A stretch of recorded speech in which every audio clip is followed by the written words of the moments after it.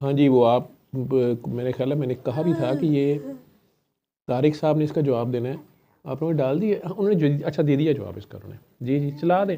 वो डीएनए की बात कर रही थी। डीएनए में होता है कि अगर आप लोग समझना चाहें, साइंटिफिक लैंग्वेज में कई लोग बात करना चाहते हैं। जी, It turns out that the human DNA follows Moore's law, and this means that every 600 million years, it will double in complexity. You go back from today, 2024, 600 million years, it would be half the complexity. Go back 600 million years, half the complexity. evolution ही होगी। Does that make sense? Yeah. And so if you did that, you get to the original point where it doesn't, you can't go back anymore. And that original point, meaning, is when the first human DNA was born, let's say, and that turns out to be 9 billion years ago. So if the human DNA is 9 billion years old, but planet Earth is how old? 5 billion years? This means that the human DNA is older than the planet. Wow. So where was it? That's proof that the human DNA existed somewhere else. Interesting. And was implanted on planet Earth. ये इनकी अपनी calculation है। ठीक है, वो आप में से जिसने भेजा हो तो बड़ा एक्साइटेड था। देखें, वो मान रहे हैं कि इंसान कहीं और से इधर इम्प्लांट हुआ है, घुस बैठी है, इंसान कहीं और से आया है, पहले भी था। ठीक है, लेकिन वो साथ कह रहे हैं कि ये कॉम्प्लेक्स से कॉम्प्लेक्स होता जा रहा है।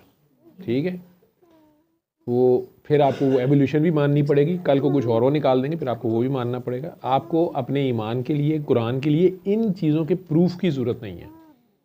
ये सारी की सारी हाइपोथेटिकल हैं ज़्यादा से ज़्यादा। आप एम ही खुश होकर वो शुरू हो जाते, देखा ना जी ये निकला है, वो निकला है। उसने जो कह दिया उसे बस मान जाएं।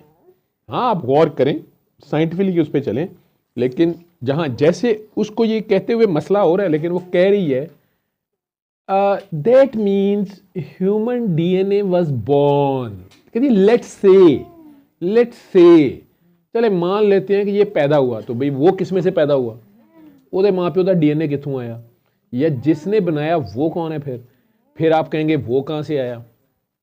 ठीक है, और अगर सिर्फ एवोल्यूशन हुई जा रही है तो भाई 600 बिलियन ईयर के बाद या जितने मिलियन ईयर के बाद अगर इसमें कॉम्प्लेक्स हो जाता है और डबल हो जाता है, सारी बातें ठीक है। चलें, आप ऐसे अगर कहना चाह रहे हैं तो पहले तो आप कुछ और थे फिर। ठीक है, सो ज़मीन की, अर्थ प्लेनेट की तो आप साइंटिफिक एज निकाल लें हैं 5 बिलियन ईयर्स ये कह रहे हैं, और ह्यूमंस की उसके ऊपर वैसे जो आसार हैं आने के वो साइंटिफिकली उससे कम के हैं। लेकिन डीएनए वो बहुत पीछे है, तो उससे पहले वो कहीं और था। ठीक है, जो भी था, लेकिन इस तरह की बात अगर आप कहेंगे तो कल वो कुछ और कहेंगे, फिर आपको वो मानना पड़ेगा, चाहे वो आपके जो बिलीफ है उससे कंट्राडिक्ट भी कर रहा हो। ज़रा आंखें खोल के बैठो तो जी। फिर मैंने मना किया था, आपने कहा था नहीं मैंने करनी है धमाल, मैंने कहा था आपको कि ये नहीं होनी है, इसमें कंट्रोल करना पड़ेगा। खैर जी, अगर ग्रैंड पेरेंट्स में किसी को बदुआ मिली हो कि तुम्हारी 7 नस्लें इसका खमियाजा भुगतेंगी, और तो फिर अब इसकी तलाफ़ी कैसे हो? क्योंकि ग्रैंड पेरेंट्स भी हयात नहीं है और जिनको बदुआ दी है वो भी हयात नहीं है, लेकिन आगे ये सफ़र कर रहे हैं। असल में ये इसलिए कहते हैं किसी की आह ना लेना। कि आपने कहा ना किसी का दिल ना दुखाना, बाबी ने मुझे 2 ही बातें कही थी, किसी की आह ना लेना और सैयद का एहतराम करना। ठीक है, और सबसे इंपॉर्टेंट सैयद वो होता है जो आपको अल्लाह का रास्ता दिखाता है, जो आपको सिरा पकड़ाता है, जो आपको अल्लाह से जोड़ता है, जो आपको पहले बार उससे मुलाकात, उसके अंदर ना खामी देखनी होती है, ना उसको यस ही करना, उससे आगे नहीं जाने की कोशिश करनी चाहिए। ठीक है, वो उसके अलावा आले नबी औलाद अली तो है ही सैयद ना, वो उस रेफरेंस की इज़्ज़त करनी है। अगर वो उस दर्जे से गिर गया, बाबा जी को कई बार लोग आके शिकायतें लगाते थे, सदात के बच्चे मतलब काकियाँ काके के मेरे साथ इस तरह किया, इस तरह किया। बाबा जी हम तो चुप, हमें समझ नहीं आती थी कि बिलाओ जी आज तो ये बड़ा मुश्किल सवाल आ गया, ये इतनी मुश्किल ऐसी गलत हरकतें भी कही होती। तो बाबा जी ने बड़े आराम से कहना, काका बाबा सैयद एक कतरे का ही नहीं, एक किरदार का नाम है। तो अगर वो अपने दर्जे से गिर गया है और किरदार वो शिमर का निभा रहा है या कौम यहूद का निभा रहा है, वो यूसुफ के साथ ही उसी घर में पल रहा है ना, वो नहीं है, वो यूसुफ के भाइयों वाला किरदार अदा कर रहा है, तो वो दर्जे से गिर गया। ठीक है, बस सादी सी बात कर देते, उसे फिर समझ आती थी, कहती इस रेफरेंस की इज़्ज़त करनी है। बाकी वो कैरेक्टर अब जो निभा रहा है, शरीयत उस पर भी लगेगी, सरकार जब कह गए हैं कि वो चोरी करेगा तो उसके भी हाथ कटेगा, आपका भी कटेगा। लॉ, जैसे वो काकी को मैं कहता था कि तू पास इसलिए नहीं हो रही कि तूने फेल बहुत किए। अब मुझे कहाँ से पता था? मुझे अपने आप से पता था ना, मैंने बड़े फेल किए हुए थे। मैं भी इसकी तरह बड़ा परफेक्शनिस्ट टाइप अस्पताल के बड़ों से लेकर छोटों तक की जान अजाब की होती थी काम की। लेबॉर्ट्री तक चले जाना, ये लैब रिपोर्ट पे नाम क्यों गलत है, इसमें ये क्या डिजिट डाला, तुम्हें पता है मरीज़ मर जाएगा, तुमने ये पोटेशियम क्या लिखा है, ये है वो है। लेकिन ये है कि पता नहीं, मुझे नहीं पता, मेरे जो लोग थे मेरे साथ, मैं ये कोई अपनी तारीफ़ें नहीं कर रहा, मैं तो बता रहा हूँ कि मैं कैसा था। लोग मुझे पागल या सिनकी भी, शायद मेरा नहीं ख्याल कि मेरी कंपनी इंजॉय करते होंगे या मेरे साथ रहना चाहते होंगे, लेकिन आई थिंक अगर आपको उस ज़माने का इत्तेफाक हॉस्पिटल की लैब के लड़के, उसमें ज़्यादातर जॉनसन होता था, क्रिश्चियंस थे, बड़े अच्छे लड़के थे, बहुत अच्छा परफॉर्म करते थे। अगर उनमें से कोई आ गया, और वो इस बात पे मेरी बड़ी इज्जत करते थे, अल्ट्रासाउंड एको वाले रिजवान साहब होते थे, आई डोंट नो, अपने एको और अल्ट्रासाउंड दोनों करते थे। मैंने उनसे जाके आर्ग्यू शुरू कर देना, सर ऐसे था वैसे था और आपने ये लिखा। उनके पास बड़ा रश होता था, अल्ट्रासाउंड बड़ी अच्छी करते थे। उन्होंने कई बार कहना, यार मैं फंसा हुआ था। वसीम साहब तो बहुत ही लिहाज, उनका रीनल ट्रांसफर तो इवनिंग पे होते थे, वसीम करीम साहब, उनकी तो मूवमेंट मैंने कोई ना कोई गलती में सारा दा पिता निकले है, तुसी उन्होंने कहा यार प्रिंटेड पेपर है, मैंने उस पर ठहर जा यार तो वो मैं था परफेक्शनिस्ट टाइप। लेकिन शायद उन लोगों को हार्ट बर्न तो होता ही होगा।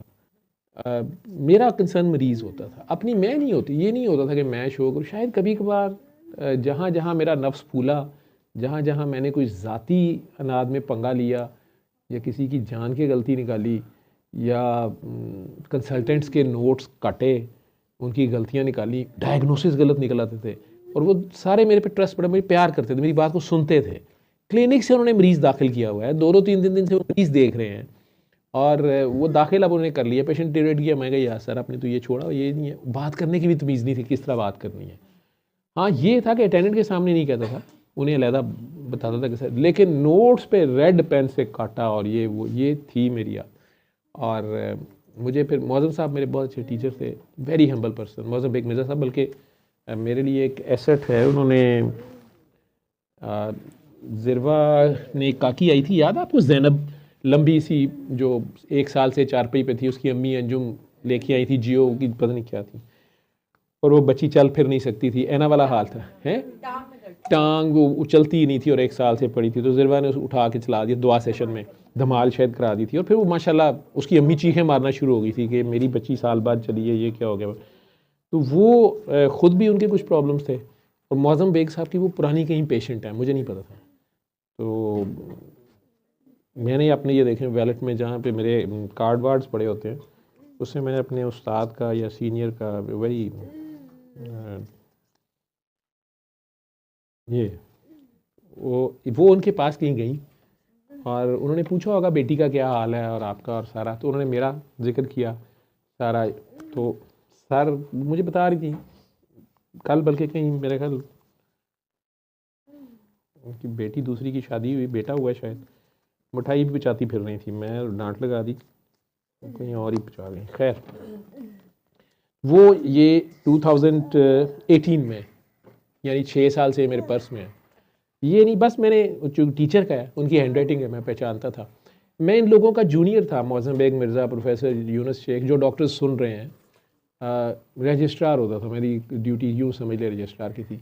मेरा क्राइटेरिया ये था कि मेरे लिए ये बेइज्जती की बात थी कि हालांकि प्राइवेट हॉस्पिटल था और उनके प्राइवेट पेशेंट्स होते थे, कि मेरे लिए ये बेइज्जती की बात थी कि मेरे होते हुए मैं ऑन कॉल हूँ और मेरे कंसल्टेंट को घर से आना पड़े या कॉल लेनी पड़े, और ये कभी नहीं हुआ था। प्रोटोकॉल्स भी और सीरियस पेशेंट्स भी, और कभी ये भी नहीं हुआ प्राइवेट सेटअप में कि उन्हें ये शिकायत गई होगी जी हम इस डॉक्टर ने गलत इलाज किया है या आपको नहीं बुलाया, या क्योंकि प्राइवेट पेशेंट्स उस वक्त इत्तेफाक में ज़्यादा होते थे, सारी एलीट क्लास हॉस्पिटल ये था, तो लोगों की एक्सपेक्टेशंस 5 स्टार होटल वाली होती थी, जो अमीर क्लास होती है आपको पता है वो। और फिर पॉलिटिकली चूँकि एफिलिएशंस थी तो कुछ लोगों के वो लिंक्स होते थे, 2 मिनट बाद फ़ोन आ रहा है जी फ़लाँ इब्ने फ़लाँ का, इंटरफेरेंस भी बहुत होती थी। मैं अपनी ड्यूटी के ऊपर मतलब खामखा अपने ऊपर, मतलब मेरा ये होता था प्लेइंग ऑन फ्रंट फुट, ठीक है। और मतलब अगर मैं नहीं सेटिस्फाई कर रहा तो फिर आप मौजूद साहब को कहें ना कि मैं लाऊँ या ना, मैं जब मैंने कर ली उन्हें आके क्या करना है। और मुझे याद है एक बार प्रोफेसर शहरयार खान हार्ट के डॉक्टर हैं, वो भी किसी पेशेंट उसी प्रोटोकॉल के लिए वो बाहर से उन्हें भी ये शिकायत शायद लगी अलहदा से ये बात, तो उन्होंने देखा हंस के कहते हैं तू कितने फस ना जाइए अपने उत्ते ना लिया कर, मिट्टी पर ना खबीसा नूं मैं किवें डील कर रहा, उस तरह झटके स्टाइल के है जो मैं कहना इस तरह करो। उन्हें कुछ समझाते रहे लेकिन थोड़ी देर बाद ही उन्हें पता चला कि नक्ट है। मौलाना साहब ने मुझे लेटर लिख के भेजा हुआ अपने क्लिनिक से, जब उन्हें पता चला। डॉक्टर जावेद साहिब, मुझे साहिब बुला रहे हैं, हालांकि वो सीनियर है मेरे उस्ताद। अस्सलाम वालेकुम। ज़ैनब मदर, मिसेस अतर, उनका आगे नाम लिखा है। Zainab's mother is happy that you spiritually successfully treated her daughter. I am proud of you. तो आपके उस्ताद के इस तरह की फ़िक्रें आ जाएं, ठीक है। And always have had very thoughtful feelings for you. May you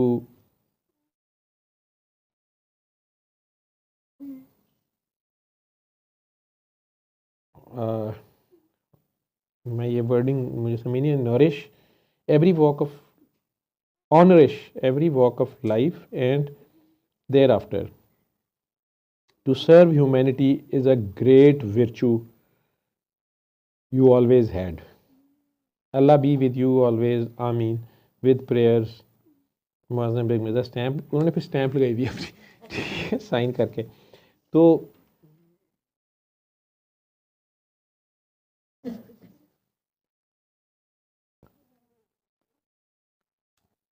पता नहीं, लेकिन मुझे उन्होंने इतना फ्री हैंड दिया हुआ था कि मैं अब कई बार सोचता हूँ कि शायद वो ठीक है, वो मेरी दुआ थी कि अल्लाह क्या इलाज है मुझे बता। लेकिन जिस तरह से वो 2-3 साल में फंसा रहा और किसी को बता भी नहीं सकता था और कब शेयर भी नहीं करता था, और उस दर्द का दरमा मेरे पास नहीं था, लेकिन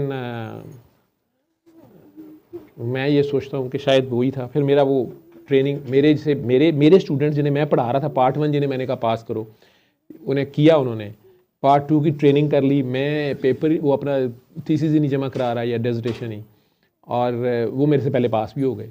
उन्हें उनके पीछे पड़ा हूँ, पार्ट एग्ज़ाम दो और ख़ुद दे नहीं रहा अपना। और तो वो सारी नोट्स शायद अपने हाथ से बंधी हुई थी। जितना परफेक्शनिस्ट बनता था तो मुझे भी एग्ज़ाम में फिर परफेक्शन के हिसाब से देखा गया। और मुझे आज तक याद है कि एक लॉन्ग केस था मेरा, लाहौर में वाइवा था जो पहला, मैं इतना ओवर कॉन्फिडेंट था, या जो डॉक्टर्स समझते हैं, जो आप में से डॉक्टर्स हैं, लॉन्ग केस में मुझे फ़ेल किया उन्होंने। जो मेरे एग्ज़ामिनर थे, नाम नहीं मैं उनका लूँगा, वो पिंडी के बड़े स्ट्रिक्ट एग्ज़ामिनर थे, आर्मी के ब्रिगेडियर थे और बड़े स्ट्रिक्ट होते थे।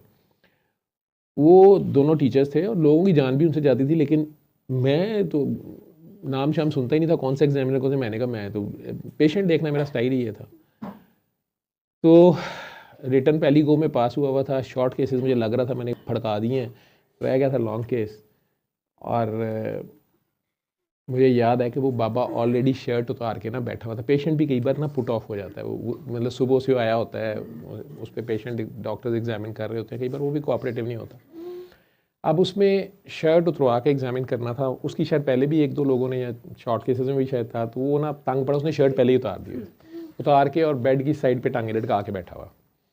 उन्होंने मुझे कहा कि बिल्कुल इसी तरह उन्होंने कहा कि gentleman you have 30 minutes, take history in examination. अब ये पार्ट होता है, आपने हिस्ट्री उस बिल्कुल ऐसे लेनी होती है। जब पहली बार आप पेशेंट देख रहे हैं और मरीज़ आपके आउटडोर में आया, आप वो दोनों कंसल्टेंट्स ये देख रहे हैं कि आप एक कंसल्टेंट लेवल के डॉक्टर हैं, आपकी मरीज़ से सोशल डीलिंग कैसी है, मेडिकल एथिक्स कैसे हैं, इनका एक नंबर होता है। फिर उसके बाद अब आप उससे इंफॉर्मेशन कैसे एक्सट्रैक्ट कर रहे हैं, उसको कितना ईजी गोइंग जा रहे हैं, और आपकी थॉट की क्लैरिटी कितनी है। और बड़े ईजी मार्क्स होते हैं, ईजी गोइंग, 10 में से 6 नंबर लेने होते हैं, ठीक है। अब उनमें से 1 नंबर इस पे मिल जाता है कि बड़ा अच्छी तरह ग्रीट किया, जी मैं डॉक्टर जावेद हूँ। वैसे तो आप लोगों को कभी किसी बड़े से बड़े डॉक्टर ने नहीं कहा होगा अपने क्लिनिक पे, इमरजेंसी में, आउटडोर में, कभी डॉक्टरों ने कहा आपको कि अस्सलाम वालेकुम, मेरा उस दिन हमारी मैनर्स देखने वाले होते हैं, ठीक है। मैं आपको हाथ लगा लूँ, मैं आपकी शर्ट ऊपर कर दूँ, नहीं चले रहने दें, अच्छा। फिर साथ ही कहना है सर मुझे एक्सपोज करना पड़ेगा, मतलब मैंने दिखाना है कि एग्जामिनेशन असल में एक्सपोज करके करना है। अब उधर ही पता है कि लेडीज़ लटाई हुई है, पाकिस्तानी लेडीज़ है, उन्हें कहना स्वेटर दे उत्तू सुन जे सुनना ही थे, बल्कि इतों तो बहुता सुनना भी नहीं, तू ऐसे की करना थे, मार भी पड़ सकती है। ये सारी चीज़ें वो एक अलग बात है। तो गोरे हमें देखें तो वो ठीक ठाक जहाद हम करते हैं स्टेज से, कई शहजादे थे फिर लैदर जैकेट तो भी सुन लेंगे ने तो अब वो मैनर शैनर्स तो उसको 1 नंबर मिल ही जाता है। फिर उसके बाद आपने कैसे हिस्ट्री शुरू की, क्या अगर वो भी आप ठीक जा रहे हैं 2 नंबर हो गए। अब आपने एग्जामिनेशन किया, उसको बार बार उठाया बैठाया नहीं, एक पूरे सीक्वेंस में आप ठीक जा रहे हैं। एग्जामिनर ये देख रहा होता है कि ये जो कहानी इसने सुनी है 20 मिनट लगा के और एक्सट्रैक्ट की है, उसके बाद इसके माइंड में वो हमारा माइंड रीड ये स्टार्ट, अब जब इसको मरीज को हाथ लगा रहा है, उसको एग्जामिनेशन कर रहा है, तो उसने स्टार्ट कहाँ से लिया है, इसका क्या डायग्नोसिस बना है, मतलब दिल का वो डायग्नोसिस बना रहा है कि इसको दिल का मसला है, चेक को पैर करी जा रहा है, तो अब ये देख रहे हैं कर क्या रहा है, ठीक है। साथ वो सोचते हैं कि हो सकता है हार्ट की कोई डिजीज़, पाँव से रिलेटेड उसके वो साइन चेक कर रहा है, ठीक है, या उसको मसला ही सीधा सीधा शुगर का मरीज़ है या कुछ, उसकी शुगर से रिलेटेड हिस्ट्री नहीं ले रहा, तो ये सारा एग्जामिनर देख रहा होता है। अगर वो आप एग्जामिनेशन भी अच्छा कर लें सारा, तो आप 3 से 4 नंबर ले चुके होते हैं। अब वाइवे में आपने 2 या 3 नंबर और खींचने होते हैं, उसमें भी आप कहते हैं आधे घंटे के बाद वो कहते हैं कि ओके डॉक्टर साहब टाइम इज़ अप, आपने हिस्ट्रियाँ ले ली, एग्जामिन कर लिया है, अब वो कहते हैं कि डॉक्टर साहब प्रेजेंट योर केस। अब आपकी प्रेजेंटेशन कैसी है, आप एक लॉजिकल एक मेथोडिकल वे से, असल में आप एक कंसल्टेंट को, अब आप एक पहेली, जो आप में डॉक्टर बैठे हुए गाइड जो कर रहे हो पोस्ट ग्रेजुएशन, असल में आपने ये समझना है कि वो एक अच्छे डॉक्टर हैं, वो स्पेशलिस्ट बनना चाहते हैं, आप उन्हें एक पहेली बताने लगे हैं, वो बूझने पे तैयार हैं, लेकिन आपका मकसद ये नहीं होना चाहिए कि मैंने इसे पहेली बूझने नहीं देनी, आपने असल में उनको अपने तरीके से बताना है कि वो भी सोच रहे हैं कि इसने क्या सोचा है, या उन्हें तो पता ही है मरीज़ क्या है, लेकिन बहरहाल आप अगर एक मेथोडिकल उन्हें कह रहे हैं कि जनाब ये सुबह उठा, इसने टूथब्रश पकड़ने की कोशिश की, इसे पकड़ा नहीं गया, ठीक है, बेड से उठने की कोशिश की, उठा नहीं गया, एक साइड से गिर गया, ये वो एक ये है। असल में सर इसने ना रात को जो है ना लंबी फिल्म देखी तो ठंडे पकौड़े खा लिए, वो उसने बीच में सुनाया था, वो तुसी तो नहीं सुनना सी ना, वो दोनों एक दूसरे को देख रहे हैं, ठीक है, तो हिस्ट्री किधर जा रही है। लेकिन अगर आप वो मेथोडिकली हिस्ट्री दे रहे हैं, आपने अपना टर बोला है, उसने कहा अच्छा आपका क्या डायग्नोसिस है, और आपने जो फाइंडिंग्स पिक किया है, इसका जिगर बड़ा हुआ है जी, इसकी छाती में ये आवाज़ें आ रही हैं, इसके दिल के वैल्व लीक हैं, जो भी मुआयना किया है, इसके फलां जोड़ ख़राब है, जिल्द के ऊपर ये जो निशान है ये लग रहा है, और वो कहता है फाइनल कंक्लूजन, तुम्हारे ख्याल में क्या क्या क्या हो सकता है, इसे कहते हैं डिफरेंशियल डायग्नोसिस। तुम्हारी नंबर 1 2 3 4, और ये भी मतलब उसमें भी आप एक लॉजिकल बात कर रहे हैं, ठीक है। अब वो कह रहे हैं डॉक्टर साहब सिर दर्द बहुत 10 साल से नहीं जा रही, बस डॉक्टर साहब जब भी ससुराल में जाके होती है, बेगम को छोड़ने जाऊँ तो उन्होंने कुछ कीता कराया, इस सेक्रेटरी की हिस्ट्री है। अब आप उन्होंने पूछा जी डॉक्टर साहब क्या है, सर मेरा ख्याल अब साइकी की आपने उसको 10 साल से नहीं ना मरा, आप पहला डायग्नोसिस दे रहे, सर इसको ब्रेन ट्यूमर है। मैंने अच्छा बड़ा सुलझू किस्म का ब्रेन ट्यूमर है, 10 साल हो सकती है एक पॉसिबिलिटी, उसकी सजेस्टिव चीज़ें हो ना, आप पहले वो चीज़ें लाएंगे जो भी हैं, तो अगर आप वो सारा सही बोलते हैं तो 1 नंबर और मिल जाता है। अब 1 और 2 नंबर रह गए आपने, तो उसमें डिस्कशन शुरू होती है, आप 4 5 6 नंबर ले सकते हैं और इसमें ज़्यादा अच्छे परफॉर्म करके, लेकिन आप अगर वो डिस्कशन में भी चवले मारी जाएं, या वो पूछते हैं कि अच्छा अब इसका आप किन बेसिस पे डायग्नोसिस बना रहे हैं, जिन बेसिस, अच्छा चलो फिर इसके क्या टेस्ट कराओगे, अब आप कह रहे हैं सर इसको हार्ट अटैक है, इसको एंजाइना हो रहा है, तो वो सुनना चाह रहे हैं कि अब आप उसकी एंजियोग्राफी करेंगे, वही अच्छा तो क्या टेस्ट करेंगे अब, ये वो सर इसका सीटी ब्रेन भी कराना चाहिए, इसको चेस्ट में पेन तो हो रही है लेकिन मुझे लग रहा है कि इसको ना थोड़ा दिमागी मसला भी है, मैंने डॉक्टर साहब वो भी कर लेंगे, लेकिन फौरी टेस्ट, इसको दर्द हो रही है, सांस खराब है, बार बार हो रहा है, गिरा है, सर इसके ना ECG कराएंगे, मैंने कहा चलो ECG है। तो ये सारी डिस्कशन चल रही होती है, आप कितना सही गलत हैं, 6 नंबर लेने होते हैं। तो लेकिन वो 30 मिनट आपने मरीज़ देखा भी हुआ हो, आपको अचानक पता चला ये तो मेरा ही मरीज़ बैठा हुआ है, कुछ भी हो सकता है, कई बार लड़कों ने देखा होता है पेशेंट, आपने वो 30 मिनट पूरा उसको एक बिल्कुल इस तरह करना है कि नया पेशेंट आपको नहीं पता और आपने उसका पूरा ड्रामा करना है। असी बड़े ईमानदार डॉक्टर साहब तरह हाजी बगलोल देखा मैंने नहीं हुआ था, लेकिन जो मेरा एक्सपीरियंस था, मेरा खुदा को मैंने मरीज़ नहीं देखा हुआ था। और दूसरा ये कि जब एक सिस्टम जो फॉलो करना है आपने, तो उसको फॉलो करें, और आप ओवर स्मार्ट ना हो। मेरे से पहले लड़के हमदर्दियाँ कर रहे कि तेरा ते आ गया उधे अगे, मुझे पता ही नहीं उनका क्या मसला क्या नहीं मसला। उन्होंने ग्रीट तो बड़ा अच्छी तरह किया, आपको पता है आर्मी वाले तो बड़ी सुलह सफाई से बात करते हैं, मतलब मैनर्स होते हैं उनकी, अंग्रेज़ी शंग्रेज़ी, और वो लगता नहीं है कि ये क्या करेंगे आपके साथ। मैं चौड़ हो गया, उन्होंने इतना कहा, उन्होंने सिर्फ एक थोड़ा सा फिक्र एक्स्ट्रा बोल दिया ना, और ये ऐसे मुझे देख रहे हैं ना, मेरा कॉन्फिडेंस ये देख रहे हैं, वो एग्जामिनर को ये भी इंप्रेशन पड़ता है कि इन्हें कल मरीज़ देखा है, ये फ़लाँ वार्ड में इसने देखा हुआ है, इसको खुद ही पता है या मैं ड्रामे कर रहा है, या इस तरह कॉन्फिडेंट कैसे है। कई बार ये भी मसला पैरल डिपेंड करता है पर्सन टू पर्सन। मुझे उसमें गोरे एग्जामिनर एक दोस्त की बात, बड़ी अच्छी बात याद है कि मैं कहीं एग्ज़ाम ले रहा तो उसने कहा, यार we are not trying to find what he don't know, we are trying to find what he knows, is he a safe doctor or not, that's it. ठीक है, तू अपनी डॉक्टरी ना विच पा के इनू की नहीं आता। हमारे एग्जामिनर्स का ये मसला होता है कि इनू की नहीं आता, पता करो, इसका ये भी नहीं आता यार, उसको ज़रूरी आता है कि नहीं आता, अफलातून तो कोई भी नहीं होता। खैर उन्होंने मुझे कहा कि you have 30 minutes for history taking an examination and then we will have a viva. मैं कहा कि सर थैंक यू। मैं बेड के पास खड़ा और उसको देख रहा हूँ। उन्होंने बैठते बैठते इतना क्या, दूसरे एग्जामिनर्स आ गए, कहते I think 30 minutes is more than enough. उन्होंने इस तरह करके कहा, शायद वो कैश था क्या था, क्योंकि पेशेंट साहब ने शर्ट उतारी हुई थी, अब उसके यहाँ पे एक टाँके का निशान था, यहाँ पे कुछ चेपियाँ लगी हुई थी, एक आंख उसकी यूं थी, ठीक है, जिस्म उसकी सूखा सड़ा था, उसके जिस्म के लग रहा था कि ये बेचारा कोई फाका कश है या बहुत ही बीमार है लंबी देर से, पसलियाँ उसकी निकली हुई हैं, बाबा बैठा हुआ है और ऐसे उसने बैठा हुआ है, और इधर से ये नाखून भी उसका टोटल ऑरेंज हुआ हुआ है, जैसे उसने ना कोई नेल पॉलिश लगाई हुई है। अब मैंने उसे देख के ना उनके सामने ही बड़ा उसकी आंख को थोड़ा सा ऐसे करके, ठीक, और टॉर्च निकाली, उसकी आंखों में मारी। मैंने कहा sir even sir more than enough. उन्होंने कहा था I think 30 minutes sir enough. अब ये मुझे नहीं बोलना चाहिए था, मुझे अपना काम स्टार्ट करना था, बेल हो गई थी। उन्हें भी इतना रिलेटेड नहीं होना चाहिए था, लेकिन किस्मत या मुझे सबक अल्लाह ने सिखाना था, don't try to be over smart. Engine के अगे इंजन ना बनो। वो अपनी जगह के इंजन थे, कंसल्टेंट थे, प्रोफेसर थे, व्हाटएवर, एग्जामिनर थे। उन्होंने बैठते बैठते मुझे याद है, उन्होंने कहा okay then let's start now, what do you think what he is suffering from. मैं तो गया थे आगे, क्योंकि मैंने देख लिया था पेशेंट, पहले नहीं देखा हुआ था, जो मेरा अपना क्लिनिकल नॉलेज पहले था उसकी बेसिस मैं कहा मैं पास हो गया। ये तो बड़ा अच्छा किया इन्होंने, मैंने तो हिस्ट्री दी। मैं कहा sir this gentleman is having, I just check, he is having Horner syndrome right, and he is badly cachectic, मतलब इसके बिल्कुल वेट लॉस हुआ है, इसके इधर से शायद प्लूरल बायोप्सी की गई है या चेस्ट ट्यूब डली रही है, शायद इसको पानी था इधर, या पैनकोस ट्यूमर है, इसको लंग का ट्यूमर है, और इसकी इस उंगली पे निकोटीन स्टेन नज़र आ रहे हैं, इसने बहुत सिगरेट पी हुई है, ओल्ड मैन है तो, और ये रेडियोथेरेपी के मार्क्स नज़र आ रहे हैं।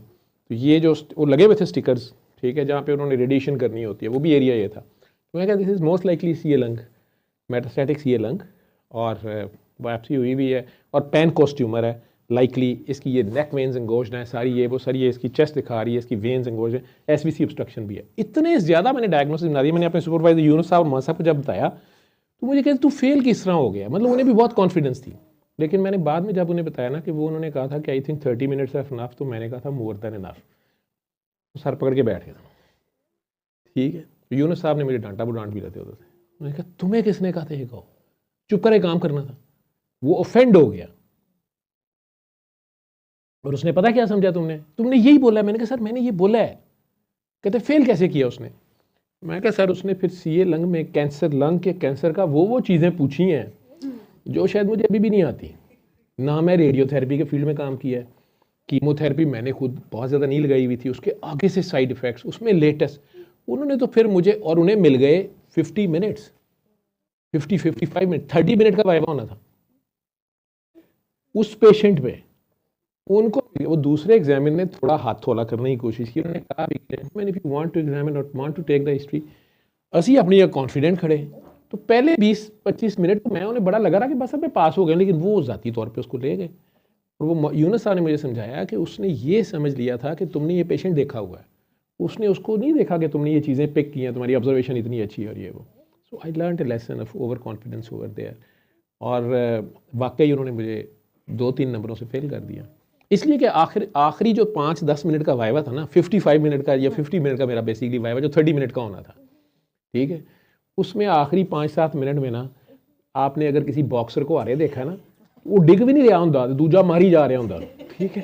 तो आखिरी 5 मिनट में उनके हर सवाल का मैंने जो जवाब दिया वो था sorry sir, sorry sir, sorry sir, लेकिन उन्होंने सॉरी नहीं मानी।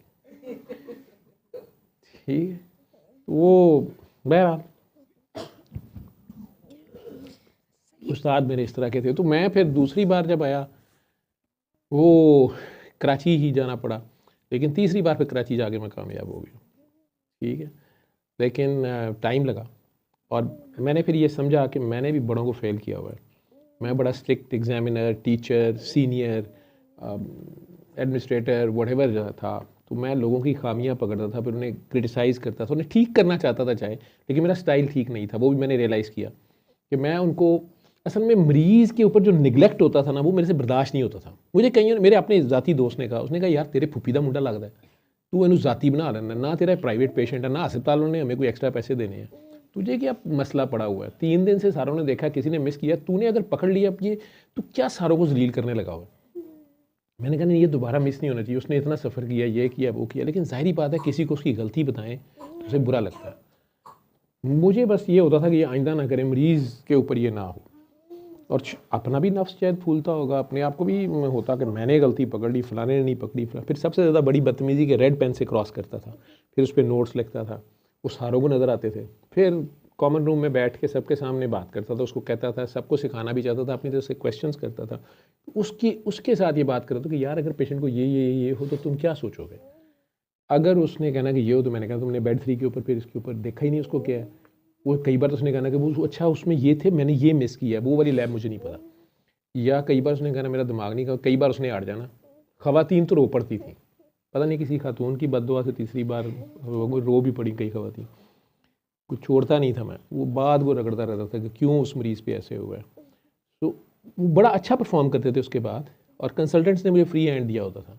वो अपने बच्चों की, यूनुस साहब का भी बेटा मेरे अंडर था, मौसा की बेटी मेरे अंडर थी, वो उनकी बात नहीं सुनते थे। मुझे नहीं पता घर जाके शायद सुनते हो, लेकिन मेरे सामने सवाल ही पैदा नहीं होता। मैंने उन्हें कहा ये इसने ये किया है, उन्होंने कहा ठीक है। वो यूनुस साहब के बेटे ने एक बार अंदर आके कहा पापा, उन्होंने कहा केड़ा पापा, पापा मैं घर होता हूँ, आई एम डॉक्टर यूनुस। ये उस्ताद, call me doctor Yunus here. साथ थोड़ा सा मुझे मेरे ख्याल उन्होंने उसको कहा तुम्हें पता नहीं खबीस बैठा हुआ है। तो मैं बस ऐसा था, अब नहीं हूँ, लेकिन लोग अभी भी ऐसे ही समझते हैं। तलाफ़ी का उन्होंने पूछा हुआ था क्या कि इसकी तलाफ़ी आप कैसे करें कि जिन्होंने बदुआ दी है वो भी फौत हो गए हैं। भुगतो जिन अच्छा दासना दे पिया अच्छा कि भाई अगले ने जो रगड़ा लगाया है, अगले का फायर भी निकल गया है ना। हाँ जी, ठीक है, अब तलाफ़ी करनी है तो सदका खैरात ज़्यादा करें। जिनसे ज़्यादती हुई थी उनके को जो वो तो मर गए हैं, उनके होते सोते या उनके नाम पे चैरिटी करके उन्हें स्वाब भेजें। एक और फार्मूला, उनकी चुगलियाँ करें। तो जब आप चुगलियाँ करेंगे तो आपकी नेकियां उन्हें जाएंगी, उनके गुनाह आपको मिलेंगे, वो शायद लाइट हो जाए। लेकिन ये भी हो सकता है वो कहेंगे नहीं अदल होगा और अवैश होगा, तो उठेगी करो। फिर नेकियां भी गईयां, उन्होंने गुनाह भी थोड़े खाते आ गए, माफ़ी फेर मिली। गन पॉइंट पे तो नहीं है ना कि अगला आपको कर दे। इसलिए आ लेना, इसका हाल ही है। बाकी भुगतें, डीएनए उनसे तय करना है। वो कोई वक्त का सैयद को हो, कई बार सैयद काकी की शादी आपकी तरफ कर दी या काकी आपके घर भेजी जाती है, आप उसकी कदर करते हैं या नहीं करते हैं, लेकिन आगे फिर आपकी वो म्यूटेशंस रुक सकती हैं। सारा कुछ अगर आप फिर कदर करें, टेस्ट वही होगा ना, सप्ली आएगी आपकी। ठीक है, सप्लीमेंट्री एग्जाम आएगा एक नए तरीके से। अब फिर कोई उसी तरह आएगा और वो साइल होगा या आपका मोहसिन होगा, आप फिर मोहसिन को ठुडा मार देंगे, या तो मोहसिन खुशी करेंगे या साइल की हद तक कर देंगे, किसी का फिर दिल दुखा देंगे। आप फिर उसी सिचुएशन में आएंगे जो आपके बड़े ने की थी। अब आप फिर पास होते हैं कि नहीं? ठीक है, ये अल्लाह वाले जो होते हैं इस तरह पास करते हैं। वो क्या नाम है उनका, मुझे आईडी के नाम से हैं शायद फेसबुक पे, वो कहानी सुनाते। उनके मुर्शद जो थे, वो उनके जो मुर्शद थे ज़िया साहब के दौर में, ये ब्यूरोक्रेट हैं बहुत बड़े, वो एक बार कहानी सुना रहे थे, अल्लाह नोज़, वो बता रहे हैं कि उनके मुर्शद जो थे वो भी आर्मी में थे, सीनियर पोस्ट पे। उनकी बेटी के लिए रिश्ता आ गया उस वक्त ज़िया साहब के जो छोटे बेटे बाद में शायद फौत भी हो गए हैं, शायद मुझे नहीं पता। वो फैमिली टर्म्स थी, अनवार शायद नाम था उस बच्चे का। ये खारिया में रहते थे। ये बकौल इनके कि इनके मुर्शद ने अपने मुर्शद से बात की कि बाबा जी रिश्ता आया जाए। अब ये मुर्शद इस किस्म के होते हैं कि मेरी बेटी का रिश्ता है, सदर पाकिस्तान की बेटी, चीफ मार्शल एडमिनिस्ट्रेटर की, और बेटे का। उन्होंने कहा कि वो जो तुम्हारे घर में कुक है सैयद फलां, उन्होंने कहा जी जी, बेटी के कनेड में पढ़ रही थी मास्टर्स, तो उसके साथ शादी कर लो, कुक के साथ। उन्होंने कर दी। ये बड़े खौफनाक टेस्ट होते हैं और मुश्किल सिचुएशन होती है, लेकिन आपको पता नहीं होता कि अल्लाह वाला कर क्या रहा है, वो कहाँ देख रहा है, किस एंगल से देख रहा है, आपको किस चीज़ की माफ़ी मिल रही है। वो सैयद तो था लेकिन कुक था आपके घर में, क्या है, और आपको अपनी बेटी की शादी कुक से, कनेड में पढ़ रही है लड़की, खुद आप कर्नल पोस्ट पे हैं और आपको रिश्ता ऑप्शन है उधर से चीफ मार्शल और मर्द मोमिन, मर्द हक जो भी थे ज़िया-उल हक, उनके बेटे की, और मतलब आर्मी का सीनियर भी है, वैसे टर्म्स हैं उनकी पुरानी, लेकिन उधर से मुर्शद अंगूठा छाप खारियाँ का दरबार है आगे उनके, जो मतलब आम पब्लिक तो यही होगी ना, लेकिन कमाल है उस मानने वाले का और उसकी बेटी की तरबियत का। उसने भी यस किया, वो तो अपने घर में आज ही खुश है। वो काका ज़िया साहब वाला फौत हो गया, पता नहीं क्या था। हाँ, इधर कोई बीमारी पहले आ रही थी, वो नहीं अगली नस्ल में आई जी। Sir X linked recessive diseases से रिलेटेड एक नाली क्वेश्चन। बीमारी कर ली है जी। ये वो डीएनए वाला क्वेश्चन था। हाँ, मेरा फ़ोन भी मुझे दे देना। अच्छा जी जी, एक्स लिंक क्या था? Why do they skip a generation? Is Allah giving such people a chance to correct themselves? Is that why one generation मेरा is? ख्याल था आप सूरह नहल वाले से सवाल से जो स्टार्ट करेंगी। सर तो आपने कहा था, मैं उसका जवाब दे चुका हूँ, स्टार्ट में ही आपने कहा था। नहीं, वो मैंने बात तो की थी, लेकिन वो क्वेश्चन किस तरह से पुट हुआ था वो शायद नहीं है, वो कर लेना। अच्छा, इसके बाद मैंने तो वो पूरा हफ्ता रखा था कि मैंने कोई, आपने देखा होगा मैंने बाकी सारे क्वेश्चंस आज फॉरवर्ड किए हैं, तो मैं नहीं, मैंने कहा कि यही काफ़ी है, इस पर बहुत टाइम लग जाएगा या कुछ, या मुझे खुद उस पर बड़ा हाँ जी, क्या क्वेश्चन आप रिपीट कर दें, जो लोग मेडिकल साइंस समझते हैं वो भी, और फिर ले मैन लैंग्वेज में जेनेटिक्स की तो ये काफ़ी बैठी हुई है, तो ये सवाल को उर्दू ज़ुबान में लोगों को बता भी दे कि ये क्या पूछना चाह रहे हैं, बता लेंगी जी। X-linked recessive diseases. Why do they skip a generation? Is Allah giving such people a chance to correct themselves? Is that why one generation is carrier? And then, if they don't amend their ways, the next generation also has the disease. जी क्या कह रहे हैं, ये mic दीजिएगा नहीं। Sir x link recessive disease का उन्होंने पूछा, जो आपको फादर, अगर फादर कैरियर हो तो माँ आगे जनरेशन में आती है, लेकिन वो एक जनरेशन स्किप होती है।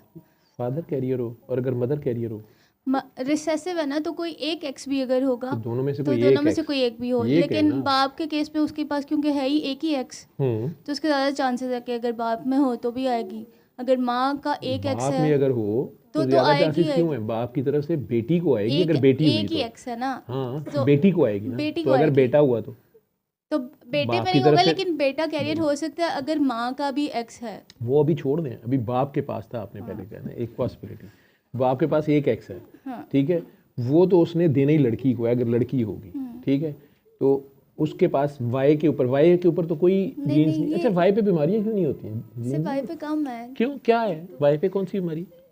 तूने कितनी तेरा, मैं असल में पकड़ा ही तुझे, तू जेनेटिक्स पढ़ रही है, बायोमेडिकल साइंस में, कल तूने कर लिया है बीएस ऑनर्स तो कर लिया है ना, अब एमफिल में है। हाँ, और किस में कर रही है, क्या फील्ड है? बायोटेक्नोलॉजी। बायोटेक्नोलॉजी में, उसमें जेनेटिक्स पढ़ रहे हो ना? हाँ जी, हाँ, पढ़ लिया। माइक्रोबायोलॉजी, जेनेटिक्स पढ़ रहे हो? हाँ, तो जी, तो वाई पे कौन कौन सी बीमारियां होती हैं? वाई क्रोमोसोम मर्दों के सेल के अंदर, औरतों के सेल के अंदर सिर्फ 2 एक्स क्रोमोसोम होते हैं। क्रोमोसोम, आप लोगों को कैसे डीएनए की बात हो रही थी, इंसान के जब से दूरबीन ईजाद हुई है तब से पता चला है कि हमारे एक एक सेल में, खून का भी एक सेल आम नज़र नहीं आता, ठीक है, तो उसके अंदर जो डीएनए है उसमें क्रोमोसोम्स हैं, जो उसके न्यूक्लियस के अंदर, उसका सेंटर पॉइंट हेडक्वार्टर के अंदर उसके 46 हर इंसान में, मर्द औरत सब में 46 क्रोमोसोम्स होते हैं, ठीक है। जैसे कोई और स्पीशीज़ होंगी, अगर बंदर है तो उसमें हो सकता है 40 से 48 हो, ठीक है, या चिंपैंजी में, कोई किसी में हो सकता है लूमड़ में 45 हैं, मुख्तलिफ़ किस्म के ये क्रोमोसोम्स हैं, ये जो इस तरह की स्पीशीज़ हैं जितनी भी, आप लोगों को समझाने के लिए, वो क्रोमोसोम्स के ऊपर असल में इंफॉर्मेशन है पूरी कि ये इसका जो बच्चा होगा आगे, अब उसके अंदर पूरा उसका डाटा है, उसका सॉफ्टवेयर इंस्टॉल हुआ है, पूरी इंफॉर्मेशन। तो माँ की तरफ से आधा सेल आता है और आधा सेल बाप की तरफ से आता है। जो सेक्स क्रोमोसोम्स होते हैं, स्पर्म सेल होता है माँ का, उसमें सिर्फ बाप का सिर्फ 23 क्रोमोसोम होते हैं। पहले हर सेल में 46 होते हैं, तो ये जर्म सेल्स जो होते हैं, और जब मियोसिस होता है उस टाइम पे तो जो स्पर्म्स बनते हैं 23 क्रोमोसोम होते हैं आधे, और माँ के अंदर एग होता है या अंडा जिसे आप कहते हैं, तो उसमें 23 क्रोमोसोम होते हैं। 22 जो हैं दोनों में एक जैसे हैं, उन्होंने ये फैसले करने हैं बालों का रंग क्या होगा, आँखों का रंग क्या होगा, एक आँखों वाला है, मुख्तलिफ चीज़ों की पूरी इन्फॉर्मेशन है। इसकी आँखों की शेप कैसी होगी, नाक की शेप, मंगोल फेस होगा नहीं होगा, कान नीचे होंगे ऊपर होंगे, एक एक चीज़ की, रंग गोरा होगा काला होगा, ये होगा, पूरा डाटा है उसके अंदर। और जो 23वां क्रोमोसोम है, और सबकी अपनी अपनी थोड़ी थोड़ी डिफरेंट शक्ल है, माइक्रोस्कोप पे नजर आती है, number 1, number 2, number 3, number 4, x वाले एक्स की शेप में ही होते हैं, ऐसे बिल्कुल साथ, और आपस में दरमियान में उनके एक जोड़ा सा लगा होता है, वो इस तरह। 22 के बाद जो 23वें है वो आधा है, और औरत में एक्स क्रोमोसोम है जो लेडीज के पास। मर्दों में ये जो आधे आधे हैं, ये एक एक्स है एक वाई है। अगर अगले बच्चे को वाई चला गया, माँ की तरफ से तो आना ही एक्स है, उसमें दोनों एक्स हैं, आधे आधे हुए, एक एक्स उधर चला गया एक एक्स चला गया, 23 क्रोमोसोम। वो 23 वाला एक आया एग, और इधर से बाप साहब का स्पर्म आया, उसमें वाई है या एक्स है। तो अगर उसे एक्स मिल गया तो ये जो जेंडर डिसाइड हो रहा है ये बाप की तरफ से हो रहा होता है, ये औरत का कसूर नहीं होता। अब वो वाई अगर आके मिल गया तो लड़का बन जाएगा, और अगर बाप की तरफ से भी एक्स आया, क्योंकि उसके पास एक एक्स और एक वाई था, औरत के पास है ही 2 एक्स हैं, ठीक है। अगर औरत की तरफ से तो आना ही एक्स है, मर्द की तरफ से भी अगर सिर्फ एक एक्स आ गया तो फिर बेटी पैदा होगी, और अगर दरमियान में से थोड़ा सा भी गायब हो गया एक्स और 0 तो फिर इन बिटवीन हो जाएगा, या एक्स एक्स वाई, कुछ सेल्स ऐसे होते हैं उसमें वो डिवीजन नहीं फाइनल होती, या दोनों आ जाते हैं एक्स भी और वाई भी किसी वजह से, तो उन्हें आप कहते हैं इन बिटवीन या यूनिक्स जिन्हें कहते हैं, पैदाइशी एम्बिगस जेनिटेलिया, वो मर्द औरत दोनों ही मिक्स लग रहा है। ट्रांसजेंडर्स नहीं, ट्रांसजेंडर और टर्म है। ट्रांसजेंडर्स वो लोग हैं जो ज़हनी तौर पे अपने को कह रहे हैं कि जी मैं गलत जिस्म से आ गया, मैं तो औरत हूँ, ये मर्द के जिस्म में क्यों डाल के मेरा बॉडी सर्जरी करके चेंज कर दें, या मैं तो जी मर्द मर्द फील करता हूँ, ये मेरी बॉडी चेंज करें, मुझे मर्द बना दें। ये वो यहाँ पे है मसला, ये अलग चीज़ है। ये बर्थ पे फैसला, माँ के पेट में फैसला हो रहा है। अब ये एक्स और वाई के ऊपर कोई खराबी आ जाए उस इंफॉर्मेशन में, डाटा करप्ट हो जाए, उसे हम कहते हैं म्यूटेशन। वो जीन्स होती है ना, तेरी जीन्स ही ख़राब है, ठीक है, वो ये पहनने वाली जीन्स नहीं है, वो जीन्स हैं, उसका इंफॉर्मेशन जिनके अंदर सारी है डिफरेंट, एक एक चीज़ की तफसील है। इसकी ये उंगली बड़ी होगी कि छोटी होगी, इसके अब्बे की अंगूठे के साथ की उंगली बड़ी थी, इसकी भी बड़ी होगी, इसके बाल कैसे होंगे, इसके नाना जी का गंज था, इसका भी गंज ही होएगा। तो ये सारी इंफॉर्मेशन पीछे से आ रही है, उसमें कहीं डाटा करप्ट हो गया तो उसे हम कहते हैं जी जीन्स में म्यूटेशन हो गई है। वो बच्चा पैदाइशी बहरा हो सकता है, वो जो कानों वाली जीन्स थी 22 जो हैं उनमें से किसी में, उसमें कहीं खराबी आ गई है। इसमें ये वर्ड यूज़ कर रही है रिसेसिव और डोमिनेंट, ठीक है। तो चूँकि एक्स के 2 पार्ट्स हैं, उसमें से एक साइड ख़राब होती है, 50-50% दोनों का हिस्सा है, ख़राब वाली भी आ गई, अब्बे की तरफ से सही वाली आ गई, ठीक, मिल के 46 बन गए ना, इंसान बनना शुरू हो गया 23, और उसके बाद अब वो डबल होता जाएगा, फिर 46 ही होते जाएंगे जब भी डबल होंगे। उसके मियोसिस और माइटोसिस का प्रोसेस है, अगर आपने पढ़ा हो याद होगा तो। खुद मुझे नहीं याद, अब तो बूढ़े होने लगे हैं और इस टॉपिक से भागते ही हैं, लेकिन वो जो ख़राब म्यूटेशन जहाँ हुई थी, ख़राबी आई थी माँ की, अगर वो वाला लिंक नहीं आया आगे और बाप वाला आ गया, या वो ख़राब भी आ गया और बाप का सही वाला आ गया, तो दोनों में 50-50% डाटा है, सेम डाटा है। तो बाप वाला जो है अगर उसने टेक ओवर कर लिया तो उसके अंदर वो ख़राब जीन है उस बच्चे में, लेकिन बीमारी उसकी मैनिफेस्ट नहीं हो रही, ठीक। अगर दोनों की तरफ से ख़राब आ गया फिर तो मैनिफेस्ट होनी ही होनी है, ठीक। फिर ऐसी हैं जो रिसेसिव ही रहती हैं, दूसरे उसे टेक ओवर कर लेते हैं। कुछ ऐसी हैं जो सिर्फ 50% भी होंगी, वो टेक ओवर कर लेंगी, वो डोमिनेंट है। फिर आगे उसकी जो भी मतलब वो बच्चे में शक्ल, अगला बच्चा उसमें जो उस बेचारे में वो डिफेक्ट आ जाएगा जी, इसमें ये था वो था। तो इसमें जो रिसेसिव जीन्स हैं, एक्स लिंक्ड रिसेसिव कह रही हैं, चूँकि 22 क्रोमोसोम्स के भी डिफेक्ट्स हैं वो बच्चे में, कोई अंधा पैदा हो रहा है, किसी को बह रहा है, या कोई तालू कटा हुआ है, उसके दिल में सुराख है, मुख्तलिफ डिफेक्ट्स उसके आ रहे हैं, डेवलप पूरा नहीं हुआ। लेकिन ये जो जेंडर स्पेसिफिक एक्स और वाई क्रोमोसोम्स हैं, इनके ऊपर भी जो है अगर म्यूटेशन या ख़राबी होगी, डाटा करप्ट हो गया, फाइलें करप्ट हो गई, तो आगे जो रिजल्ट आ रहा है वो बच्चा बेचारा भुगत रहा है, या बच्चे में नज़र नहीं आ रहा, वो दूसरे सही वाले 50% टेक ओवर कर लिया है, लेकिन उससे अगली जनरेशन में कहीं उसकी कहीं ऐसी शादी होगी कि उनमें भी था, दोनों मिक्स हो गए, तो उस बच्चे में बड़ी ज़बरदस्त किस्म की बीमारी हो भी सकती है। या वो वीकर है बच्चा, इसकी ये डोमिनेट कर गई बीमारी, तो वो बीमारी मैनिफेस्ट हो जाएगी। सवाल इनका ये है कि वो जो दरमियान वाले हैं वो क्यों बच जाते हैं? क्या अल्लाह उन्हें किसी सज़ा से बचा रहा होता है, क्या अल्लाह उन्हें चांस दे या रहा उन्हें होता अल्लाह चांस दे रहा होता है कि वो सही हो जाए? ये सवाल है, ये तो अल्लाह ही जाने। ठीक है, मैं डॉक्टर तारिक से ही जवाब चाहता था, उन्होंने इसका वैसे जवाब तो दे दिया, मैं इसमें उन्हें थोड़ा सा ऐड कर दिया था कुछ, आप लोगों के लिए बोरिंग से सवाल होंगे। हाँ, मैंने पूछा ना कि वाई से क्या आता है, तो आपको मैंने पूछा, उसने कहा बच गई है, तो वाई के ऊपर कौन सी जीन्स होती हैं? वाई सेक्स डिटरमिन करने के ना, और शायद उसके ऊपर ये कान, नहीं बस उसके एक उसके ये कान की शेप, पिन्ने की, इसे पिन्ना कहते हैं, ठीक है, ये पिन्ना की शेप क्या होगी? अब मैंने कान पढ़ना होता ना तो बाज, ठीक है, तो ये शेप कैसी होगी? बाकी कोई इन्फॉर्मेशन नहीं वाई पे। वाई के ऊपर एक ही जीन्स होती, मुझे, अगर मैं गलत हूँ आप लोग बड़े, मुझे उसका SYR ये कुछ है, वो जेंडरी है वो जी, SRY, देखा ना, भूले हैं जो लोग ताज़ा पढ़े हुए हैं, देखो मैं भूल गया हूँ, SRY, वो उसकी सिर्फ जेंडर डिसाइड करना है उसने, बस लड़का है जी, मुंडा पैदा होया, मुबारक होए, वो भी अब्बे रंधा गायब है कितू पैदा होए, ठीक है, बताने जोगी नहीं होती, फिर क्या हो गया। लेकिन तारिक साहब ने इसका मुझे जवाब दिया हुआ था कि X linked recessive means mutation in a gene on X chromosome should be homozygous for a disease to appear. ठीक है ना, एक जैसे हो, दोनों में हो, दोनों ही बीमार आ जाएं तो फिर होगा।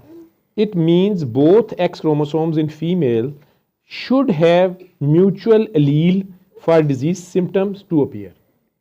ठीक है, दोनों ही साइडों पे उसके आ गया हो। It also means only one normal copy of gene on either of the two X in female is sufficient to prevent any disease to occur. अगर वो सिर्फ हाफ पे है, कैरियर बन गई ना, वो दरमियान में गायब हो गई एक जनरेशन में। However, if disease allele on X is present, इसलिए कई बार लोग कहते हैं जी कज़न मैरिज ना करें जी, उसमें नुकसान है। अल्लाह कता रहमी से मना भी कर रहा है और सिला रहमी का हुक्म भी दे रहा है, लेकिन साइंस थोड़ी उससे डरी हुई है। और इसलिए आपका दूसरा सवाल किसी ने इसमें किया हुआ था जी कि पहले टेस्टिंग कितनी लेवल पे क्यों नहीं होनी चाहिए, सारों की बड़ी ज़बरदस्त सवाल एक चलता है। आपको भी बताया गया होगा या किया होगा कि जाहिल लोग मुल्ला यहाँ पे ये लोग करते ही नहीं है, होनी चाहिए, ये वो होती है ना डिस्कशन क्लास में। हमारी टीचर ने कहा था कि आप लोगों ने, क्योंकि अब नेक्स्ट फेज यही है बच्चों का, तो आप लोग पहले टेस्ट पहले ही टेस्ट करवाएं।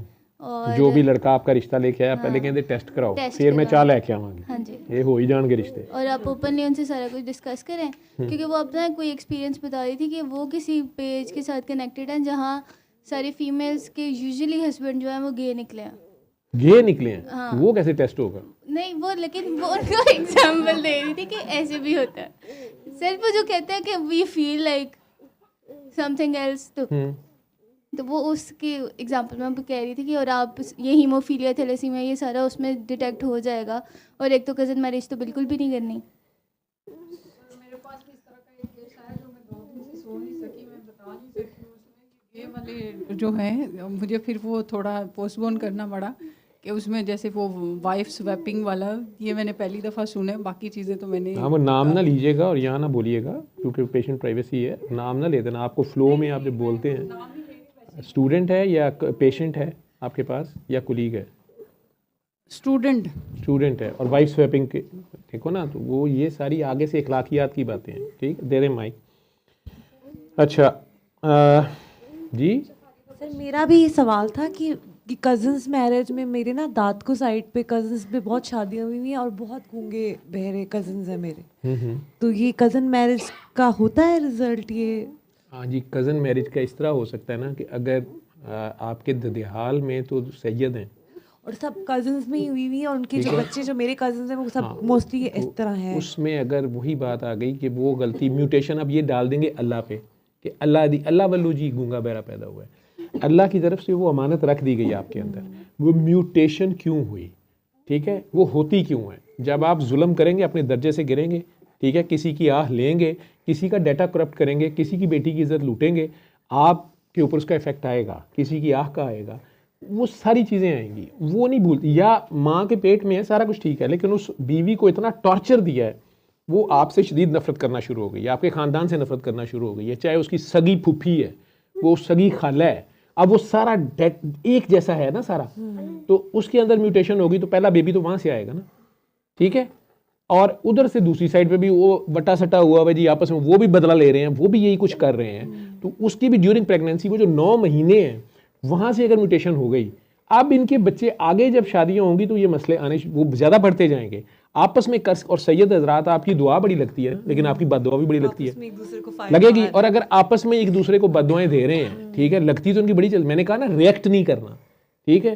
तो अल्लाह कह रहा है कि मैंने तुम्हें कौसर अता की, पाकी अता कर दी है, लेकिन कुर्बानी देता रहे और नमाज कायम रख, फिर तेरा दुश्मन बेनामो निशान होगा।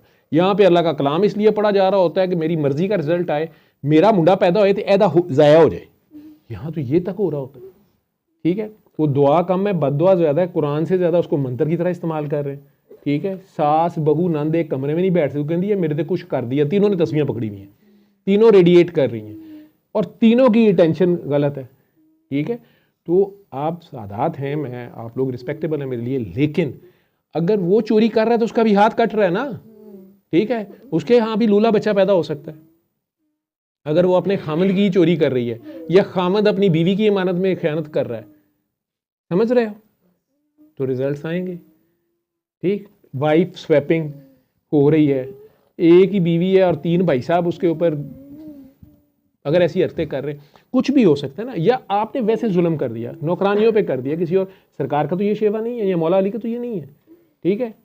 तो आंखें तो आएंगी ना, उन्हें तो नहीं रोक सकते आप, आपकी गुड डीड्स चली जाएंगी, आपने जुल्म कमा लिया, किसी से कुछ कर लिया, उसकी याद तो नहीं रोक सकते। आपने किसी की बीवी बेटी जलील कर दी, किसी का इज्जत लूट ली, ठीक है, उसके बाद आप कैसे वो उसका एक बेटा डॉक्टर बना, ठीक है, और 20 साल बाद उस डॉक्टर के आगे आप अपनी बेटी लिटा के कह रहे थे कि डॉक्टर साहब ध्यान से देखें ना, किसी को समझ नहीं आ रही, तो कह रहे जी मैं एक्सपोज करना पड़ेगा, जी डॉक्टर साहब कर लें, आप तो डॉक्टर हैं। और आपको पता नहीं होता कि कभी आपने इसकी माँ या इसकी फूफी को आपने नंगा किया था और ज़बरदस्ती किया था और गन पॉइंट पे किया था, और बहतान भी लगाया था और इल्ज़ाम भी लगाया था, और उल्टा उसी को कह दिया था कि ये नीच ज़ात कमीनी नौकरानी एमी मेरे पे इल्ज़ाम लगा रही है, लेने के देने पड़। ये निज़ाम है, ये सिस्टम है, बैलेंस उसने क्रिएट किया हुआ है, जोड़े में हर चीज़ बनाई हुई है ना, वो रेसिप्रोकेट होती जाएगी, ठीक है।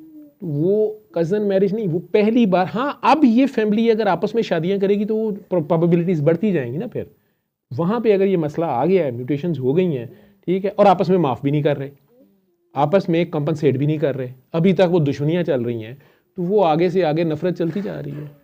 Getting my point. अगर कोई सैयद बीच में निकला है, कई बार सैयदों में एक सैयद होता है ना, जो वक्त का सैयद होता है या उस घर का सैयद होता है, उसने सेक्रीफाइस किया होता है। वो काकी कोई ऐसी होती है जो उस पूरे घर के लिए दुआएं कर रही होती है, उनसे जलील होकर उनके घर में नौकरानी बन के, वो भी सादात में सी होती है, लेकिन वो उनके लिए दुआएं कर रही होती है, सारी मलबा गलतियां सब अपने ऊपर ले रही होती है, या अपने बच्चों की खातिर वो जलील हो रही होती है उस घर में, ठीक है। सेक्रीफाइस करिए, कोई नहीं मैंने वापस नहीं जाना, मेरा बाप बूढ़ा है, ये हो जाएगा, वो अपने बच्चों की खातिर लगी हुई है, उसकी आहें तो नहीं रोक सकते आप। या उसके बच्चे बड़े हो गए, ये सब फील करेंगे तो उनकी आहें नहीं रोक सकते आप। और फिर उनके आपस में जब बच्चों की शादियाँ होंगी तो वो बदले लेंगे अपनी माँ के, समझ रहे हो। वो थॉट प्रोसेस पे वो सारा करप्ट हो जाएगा ना। थॉट में प्यार आना था, खुदा को देखते रहना था, कुर्बानी देनी थी, ठीक है। अम्मा तो दे गई, बच्चे नहीं देने पे तैयार, क्योंकि उनमें भी आपका खून है, तो वो तो अपनी माँ का बदला लेंगे और आप कहेंगे अब हम तुम्हें बताते हैं, तो वो कहानी इधर को चले जाती है। लेकिन सॉरी टू से ये मेरे ख्यालात हैं, ये आपके सामने बहुत से सवालों के जवाब मिल गए हैं ना जी। ये सवाल तो मैं साइंटिफिक इसका आंसर दे रहा था कि आज तो बाकी सारे बोर हो रहे होंगे कि डॉक्टर डॉक्टर पढ़ गए। खैर, so however if disease allele on X is present in males, अगर मेल के एक्स पे है, they will show disease because they are in no second, there is no second X in the male. ठीक है, why there is skipping, और दरमियान में skipping, जो एक जनरेशन आप कह रहे हो स्किपिंग हो रही है। व्हेन ए फीमेल कैरियर, वो कैरियर है, who has only one X will with disease and other normal is carrier, marry a normal male, ठीक है, so all their kids will be normal except chances of 50% boys who may carry X from the mother with the disease allele only, diseased allele उनके पास आ गई है लेकिन वो dominate नहीं कर रही, रिसेसिव है ना। This way there are chances of skipping a generation which is not the case in case of X-linked dominant mutation. Dominant में वो dominate कर जाएगी ना, ठीक है, recessive में हो जाएगी। अच्छा, उसका 50% ही होता है, 50% ठीक होता है, 50% खराब होता है। ज़्यादातर चांसेस में ये होता है कि जो 50% ठीक है वो टेक ओवर कर लेता है। अल्लाह ने ये रखा हुआ ना, एक गुर्दा आपने चले ऐसे समझ ले, एक गुर्दा निकाल दिया, उसने दे दिया किसी को, तो एक गुर्दे से उसकी टेस्ट ठीक रहते हैं, उसे गुर्दे का फेलियर नहीं होता, ठीक है। लेकिन कई बार ये होता है कि एक गुर्दा यानी दोनों ही आधे खराब हो गए हैं, उसमें तो मसला हो गया, लेकिन एक गुर्दा जो है वो ठीक है, एक टोटल खराब है, लेकिन स्टिल रीनल फेलियर हो रहा होता है। ऐसा नहीं होना चाहिए, दूसरा गुर्दा तो सही परफॉर्म करे ना। इसमें जीन्स में ये है कि वो 50% हैं खराब, एक 50 ठीक है 50 खराब, बाकी आधा हिस्सा है वो टेक ओवर कर ले, वो नहीं करता, खराब वाला टेक ओवर कर जाता है। जो गंदी जीन है, जो म्यूटेट कर गई है, जिसमें करप्ट हो गया डाटा, वही डोमिनेट कर जाता है, उसे कहते हैं ना डोमिनेंट डिजीज, ठीक है। आधा होते हुए भी वो दूसरे सही 50% को वो टेक ओवर कर जाता है, ठीक, और शो भी हो जाता है, बीमारी छुपी नहीं रहती ना, ठीक है, बीमारी छुपी नहीं रहती, वो अगली जनरेशन में जाहिर हो गई, ठीक, और आदियों में नहीं जाहिर हो रही, रिसेसिव, ठीक है।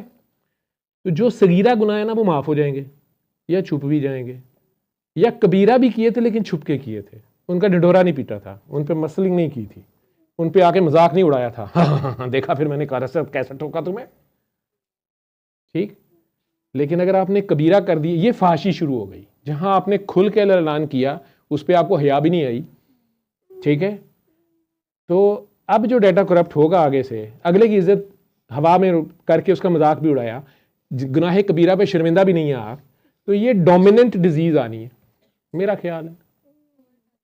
और अगर वो गुनाह कबीरा आपसे हो गया है लेकिन आप उस पर शर्मिंदा हैं या सगीरा हैं, तो फिर तो कई जनरेशन स्किप हो जाएंगी, 7 जनरेशन तक आहिस्ता आहिस्ता क्लियरेंस आ जाएगी। अगर आप शर्मिंदा हो गए वक्त पे, अगले से माफ़ी मांग ली, या गुनाह अमूमन दूसरे से होता है, ठीक है, किसी ना किसी का नुकसान होता है, ये कम ही होता है कि आप अकेले खैर से गुनाह फरमा रहे हो, ठीक, और ऊपर से उसके गवाह ना बनाए। और यहाँ पे ये है इस्लाम, हया, कि अल्लाह की हया। वो बीबी जुलेखा जो है वहां उस बंद कमरे में भी वो पत्थर के बुत के ऊपर भी कपड़ा डाल रही है, और यूसुफ अलैहिस्सलाम कह रहे हैं तेरा रब जो है ये तो पत्थर का, ये देखता नहीं तो क्यों डाल रही है, इसको क्यों छुपा रही है, इसकी आंखों पे क्यों पर्दा डाल रही है। वो आगे से ये कह रही है कि हाँ ये मेरा पत्थर का रब है, मुझे पता है कि नहीं देखता, लेकिन मुझे इससे हया आ रही है। इतनी सी हया उसको पत्थर के रब से है। और हम लोग इस जीते जागते रब को, जिसे हम कहते हैं समीउ अलीम है, हाजिर है, नाजिर है, उसके सामने दंदनाते फिर रहे हो, ये कौन सा ईमान है? क्या इसमें हया है? ये फाशी है। ये हया से, बेहयाई से अगला स्टेप है फाशी। आप जुल्म करके उसके ऊपर मसलिंग कर रहे हैं, या उस पर आप शर्मिंदा ही नहीं है तो तौबा भी नहीं हुई, अगले की आह ले ली आपने, तो वो अगली जनरेशन में डोमिनेट करेगा। आपके साथ जो होगा होगा, उसकी नस्ल उड़ी है, आपकी उड़नी है, और उड़नी भी इस किस्म की है कि आपके सामने जलील हो रही होगी, आप उसे कर भी कुछ नहीं कर सकते, क्योंकि डाटा आपने नहीं दिया पूरा उसको। पूरी साइंस मिलके उसका डाटा पूरा नहीं कर सकती, ठीक। तो कबीरा होंगे तो, और फाशी से किए होंगे तो डोमिनेट कर जाएगी। जरा साइंस तो उसी तरह पढ़ा दिया तुमने, क्लास ना बोल दें। और अगर सगीरा होंगे तो माफ कर दिए जाएंगे, अगर शर्मिंदा हो तो, ठीक है। तो रिसेसिव हो जाएंगे, छुपे रहेंगे, लेकिन दोबारा गलती करेंगे। देखिए, एक ने किए ही नहीं, सगीरा भी नहीं किए उसका, और जिसने सगीरा किए हैं लेकिन चले शर्मिंदा हो गए तौबा कर, ये दोनों बराबर तो नहीं होंगे ना। लेकिन अगर बाय चॉइस मुसलमान हो जाए, नॉट बाय चांस, पक्की तौबा कर लें तो सब डेटा डिलीट भी हो सकता है, पाकी मिल भी सकती है, नए सिरे से शुरू भी हो सकती है। उसके लिए किसी इंजन को मारना पड़ेगा, किसी के पीछे लगना पड़ेगा। अमूमन आपके घर काकी ऐसी आ जाएगी, काकी जो आपकी नस्ल संवार देगी, जो जा रही थी। कुर्बानी का बकरा आ जाएगा। सरकारी वालों ने रो रो के दुआएं मांगी हुई ना, मेरी उम्मत को कुछ ना हो। कुर्बानी तो देनी पड़ती है, उनके घर से यूजली होती है। तो कोई अच्छी रूह आपके घर आ जाएगी। अब आप लोग उसके साथ क्या सलूक करते हैं, अब ये आपका टेस्ट चल रहा है उस बहू के साथ। इसलिए सैयद बच्चियों को यूजली बाहर नहीं ब्याया जाता, ठीक है। एम ही नहीं था। मक्के वालों ने मक्का फतह होने के बाद इस्लाम भी कबूल कर लिया, सरकार से दोस्ती, सारा कुछ, माफियां भी हो गई।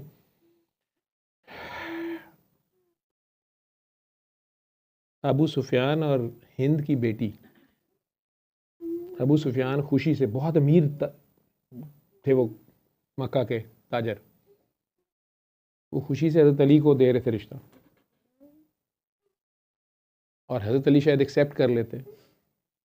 नबी करीम सल्लल्लाहु अलैहि वसल्लम को बीबी पाक फातिमा ने बता दिया। सरकार, एग्जैक्ट वाक़या आप लोग पढ़ लीजिएगा। ये जो वाक़या है ये इसमें सरकार ने कह दिया, उन्होंने कहा कि फातिमा मेरे जिगर का टुकड़ा है, और जिसने फातिमा को तकलीफ़ दी उसने मुझे तकलीफ़ दी। हज़रत अली बाज आ गए। लेकिन वो क्यों अपनी बेटी देना चाह रहे थे, हज़रत अली को क्यों देना चाह रहे थे? और ये भी शायद लफ्ज़ कोट है, मुझे नहीं पता ये हदीस कितनी ऑथेंटिक है, लेकिन मेरा ख्याल है ये ऑथेंटिक हदीस है कि मेरी बेटी और मेरे दुश्मन की बेटी एक घर में कैसे रह सकती है। हालांकि माफ़ कर चुके हैं, मौला अली ने नहीं की शादी, लेकिन वो क्यों देना चाह रहे थे? और उसके बाद वो सादात की बच्चियों से लेना चाह रहे थे रिश्ते। ये वो बातें जो डिस्कस नहीं होती, करने की फ़ायदा नहीं है। लेकिन आज भी तो सादात की बच्ची की बाहर शादी मजबूरी में की जाती है, मैंने ये देखा है। अगर ना हो उनका रिश्ता वो करते हैं, लेकिन अगर ना हो रिश्ता उसके बराबर तो फिर वो किसी ऐसे घर में करते हैं जो सादात की कम से कम तकरीम जानता है, उस रेफरेंस को जानता है। लेकिन अमूमन जब नहीं किया जाता तो आगे बच्चे अब नॉर्मल पैदा होते हैं। ये मेरी ऑब्जर्वेशन है, फतवा नहीं है, ये मेरी ऑब्जर्वेशन है, मैंने देखा है। ठुड्डा मार दिया। इसलिए मैं कहता हूँ नाम भी ध्यान से पुकारा करें। कुछ नाम स्पेशल हैं अल्लाह ने, जैसे अल्लाह की तरफ से हैं। ये हज़रत याहया का नाम अल्लाह कह रहा है कुरान में, वो किसी का नाम नहीं था, मैंने रखा। सरकार का नाम उसने रखा। मौला हसन हुसैन का नाम, सीधा बेटी का नाम फातिमा रख दिया और साथ ही उसको गालियाँ देना शुरू कर दें जब गुस्सा चढ़ गया आपको, उसका नाम ले लेके। नहीं, आप दुआ फातिमा कर लें, गुले फातिमा, नूरे फातिमा, नूर को आप कर लें कुछ। लेकिन ये सारे नामों का ध्यान रहे कि आप क्या कर रहे हैं। शान अली कर लें तो आप शान, एहसान अली कर लें, एहसान बुला लें। तो बी केयरफुल। कुछ नाम ऐसे हैं उसमें आपको ध्यान से बोलना होता है। जैसे सादात बच्ची को ले आए, गुस्सा हुआ, लड़ाई हुई, वो तेरे वड्डे भी तेरे पिछले भी हैं जिसान। इधर पंजाबी में तो बड़ा आसान है। अब उसे पता है कि ये अगर वो सैयद बच्ची है तो ये किधर पीछे किधर जा रही है बात। You have to be very careful. मुश्किल सा काम है ना, क्योंकि खामद की वैसे डोमिनेंस है, खामद कोई दर्जा अल्लाह ने फजीलत रखी है ऊपर, वो बीवी के नीचे। हमारे कल्चर में तो वैसे ही बड़ा मुश्किल है उसके लिए। इस रेफरेंस की भी इज्जत करें। जिस तरह यतीम बच्ची जो है उसके बारे में नहीं कहा गया कि उसके ऊपर आप सौतन ना लाएं, उससे इंसाफ करने की कोशिश करें आपको। या कोई ऐसी बच्ची है जो बिल्कुल आप समझें कि अल्लाह मियाँ ने उसको काका दिया इसलिए इस तरह का ना, किड्डी डाडी काकी है, बड़ी खामोशी से उसने खुदा से कोई गिला नहीं किया। पली किसी के घर है, पली किसी के घर है, पोसी किसी ने है, पली पोसी, शिकवा उसके पास नहीं है। लेकिन उसकी दोस्ती किसके साथ है, बातें किनके साथ करती थी, ये नहीं ना उसने बताया।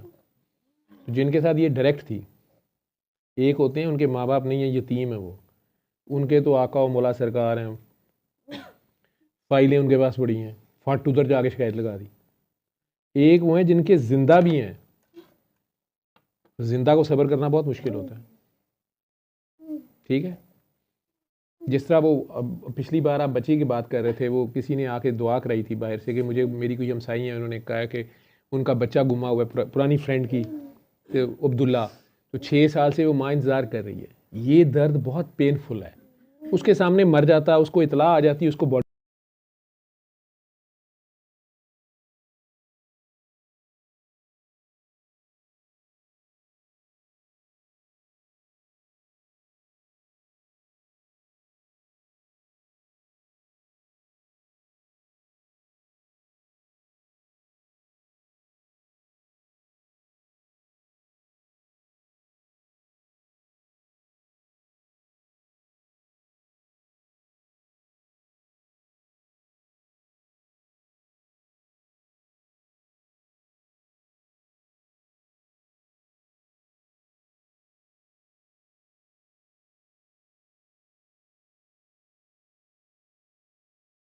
कैसे हेल्प लेंगे?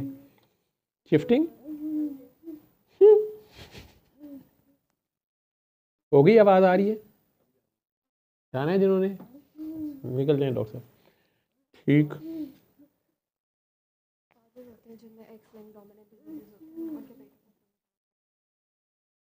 वो भी हो जाएगा, सारा कुछ हो जाएगा ना। बाप में एक्सलिंग कितों आ गया बेटे च? बेटे में कैसे आएगा? भाई बेटे में इसलिए नहीं आएगा, बेटे के पास एक्स है ही नहीं बाप का। तो बेटा बनने के लिए वाई जरूरी है, एक्स नहीं ना ले सकता वो। हाँ, बेटी में आ रही है ना। बेटी का कोई रोल है ना, बेटी का कोई काकी को आना कोई आसान है, पैरां जन्नत लेनी आसान है। रोल भी देखो, सानू उत्थे भी मरवाओ ते जन्नत भी तुसी ले जाओ, तुहाडी जुत्ती दा नाम जन्नत है ते असीं धक्के खाने। नहीं, बेटी की जनरेशन से उसके बेटे को जा सकती है ना, बेटी की बेटे को, उसके बेटे को दुनिया में से डबल हिस्सा मिलेगा ना। लेकिन रूहानियत में नहीं मिल रहा उसको। रूहानियत काकी के पास है ज़्यादा। उसकी रूहानियत इसलिए नहीं मिल रही, काकी स्ट्रांग है, वो जन्नत अपने पैरों में लेके बैठी हुई है। सारा डाटा काकी के पास है, काकी ने ट्रांसफर करना है। इसलिए तो कह रहा हूँ काकियाँ ताड़ो, काकियाँ ताड़ो, काकियाँ की ट्रेनिंग करो। काकी कायदे आज़म, अब मुझे अच्छी माएँ दो, मुझे अच्छी माएँ दो, मैं अच्छी कौम देती। काका कहे कि मुझे बीमारी दे दें, रूहानियत दे दें। ऐसे कोई काका एडा पागल नहीं है। सबसे बड़ी दुनिया में जो नेमत है ना, वो सेहत ही। अल्लाह से सेहत मांगा करो, तंदुरुस्ती मांगा करो, ठीक है ना।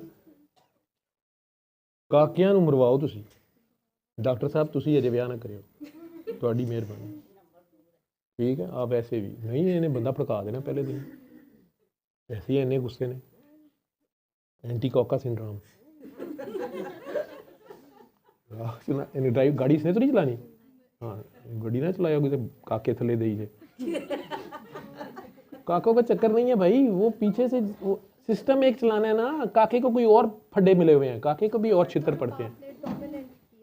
हाँ, बाप ने नहीं डोमिनेट किया ना, बाप में डोमिनेंट है ना। ओ बाप में नहीं, बाप के एक्स पे आया ना, वाई पे तो आया ही नहीं, बाप के एक्स पे आया। एक्स किधर से आया उसका? बाप की माँ ओए है ना, वीडियो दिखा रहे। हाँ जी, किधर से आया बाप में? नहीं नहीं, हाँ शाबाश, सर नीचे कर दिया आपने, ठीक है। ये ले जा, दादी का कसूर है तो हाँ, तो फिर दादी काकी है ना, पादे होने भी दादे थे। मुंह मीठा करो। नहीं नहीं, आपने पूरा खाना है, ये पूरा 46 क्रोमोसोम्स है। पूरा मुंह में रख। मैं ऐसे खाता होता था पूरा, चोरी जब भी खाता था मैं पूरा मुंह में ले जाता हूँ। वो आहिस्ता आहिस्ता साइड पे करके, वो फड़ो नहीं मौत पैंदी ਤੁਹਾਨੂੰ।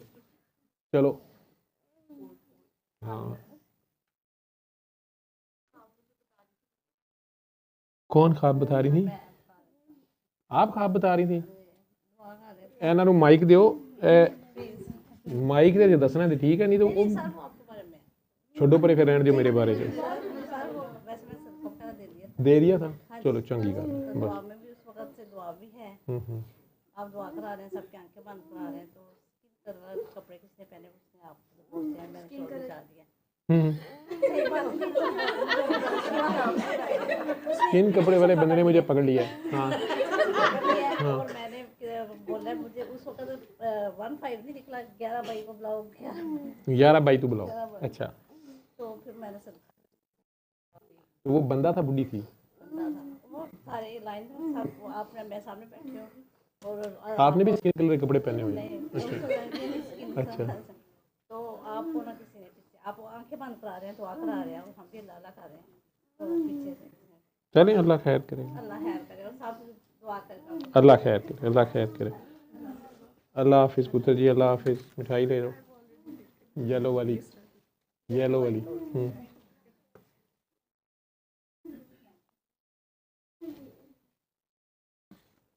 एक बर्फी ले।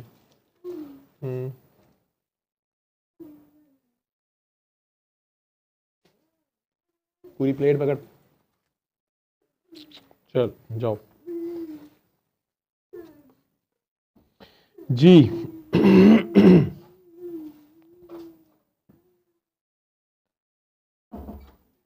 कहाँ तक मैंने सुनाया था, आप लोग उसे पूरा ही नहीं करने देते तारिक साहब का जवाब। If disease allele on X is present in males they will show disease because there is no second X in males to dominate ना, तो एक्स कर जाएगा, उसका एक ही एक्स है उसके पास।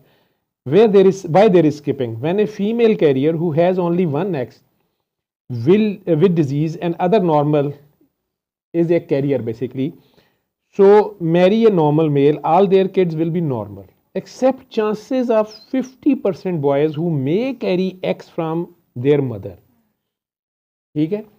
और चूंकि वो एक ही X है तो उसमें वो रिसेसिव भी डिजीज मैनिफेस्ट कर देगी, अलील रिसेसिव है, डिजीज मैनिफेस्ट कर जाएगी, जैसे हीमोफीलिया वगैरह है।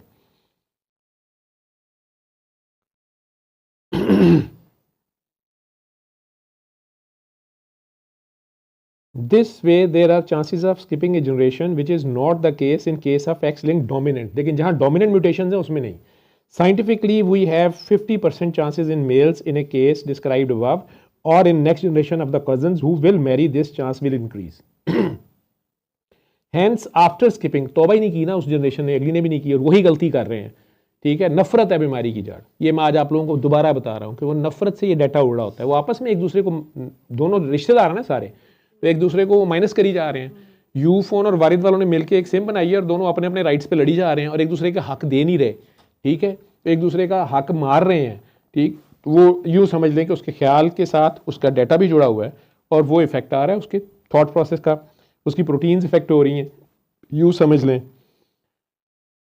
Hence after skipping a generation disease will occur in the next generation. I can't answer and judge, it's Allah giving chance. वो कहते ये मैं नहीं कहता कि अल्लाह चांस दे रहा है कि नहीं, only Allah is the one who decides what kind of babies will be born to our families, but I will never judge and speak on behalf of Allah, ठीक है। नेचुरल सिलेक्शन इसे कहते हैं, natural selection हो रही है बीच में, अल्लाह वल्लों ही वो जो नहीं भी हुई आई है और आ भी सकती है, 50% चांसेस हैं, ठीक है। तो अगर तो वो वाली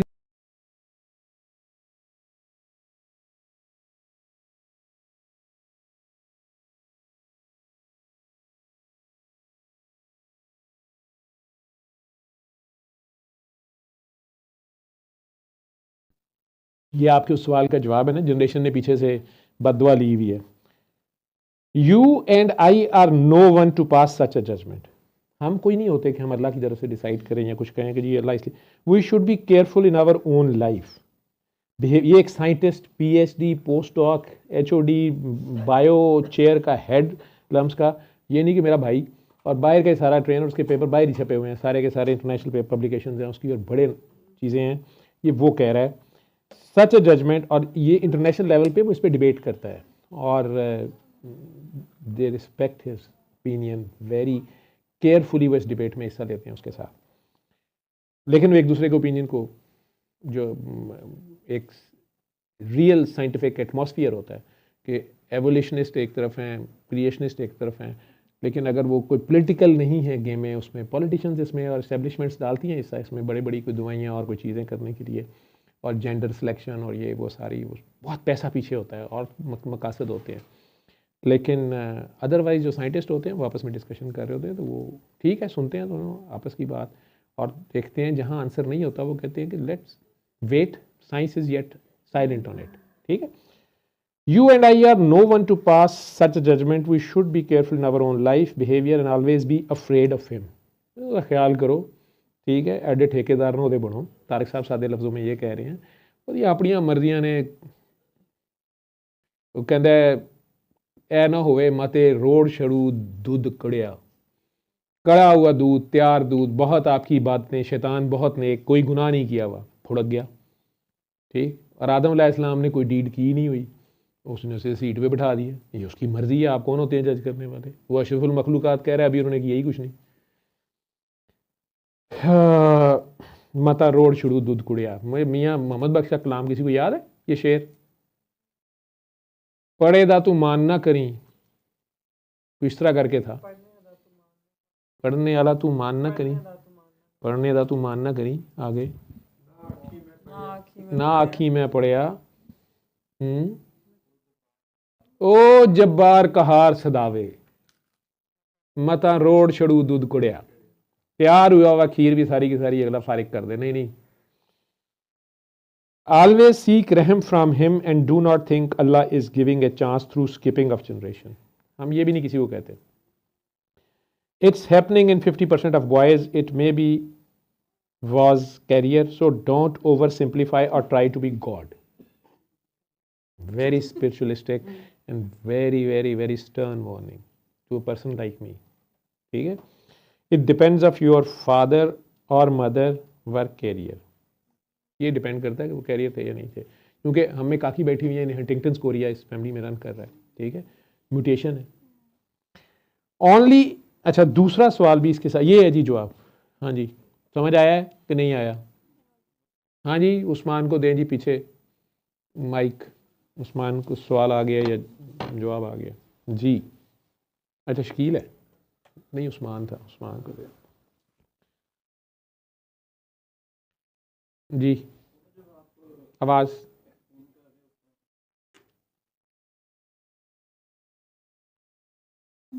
अक्सर आपसे ना जब सुना है कि जब इसी किस्म के केसेस जब आप एक्सप्लेन कर रहे होते हैं तो आपने बताया था कि जो इनहेरिटेंस क्योंकि आगे ट्रांसफ़र होती है तो इसलिए उन बच्चों को जो है वो देना पड़ता है, उसका जो है वो बड़ों की गलती का हिसाब देना पड़ता है उन्हें.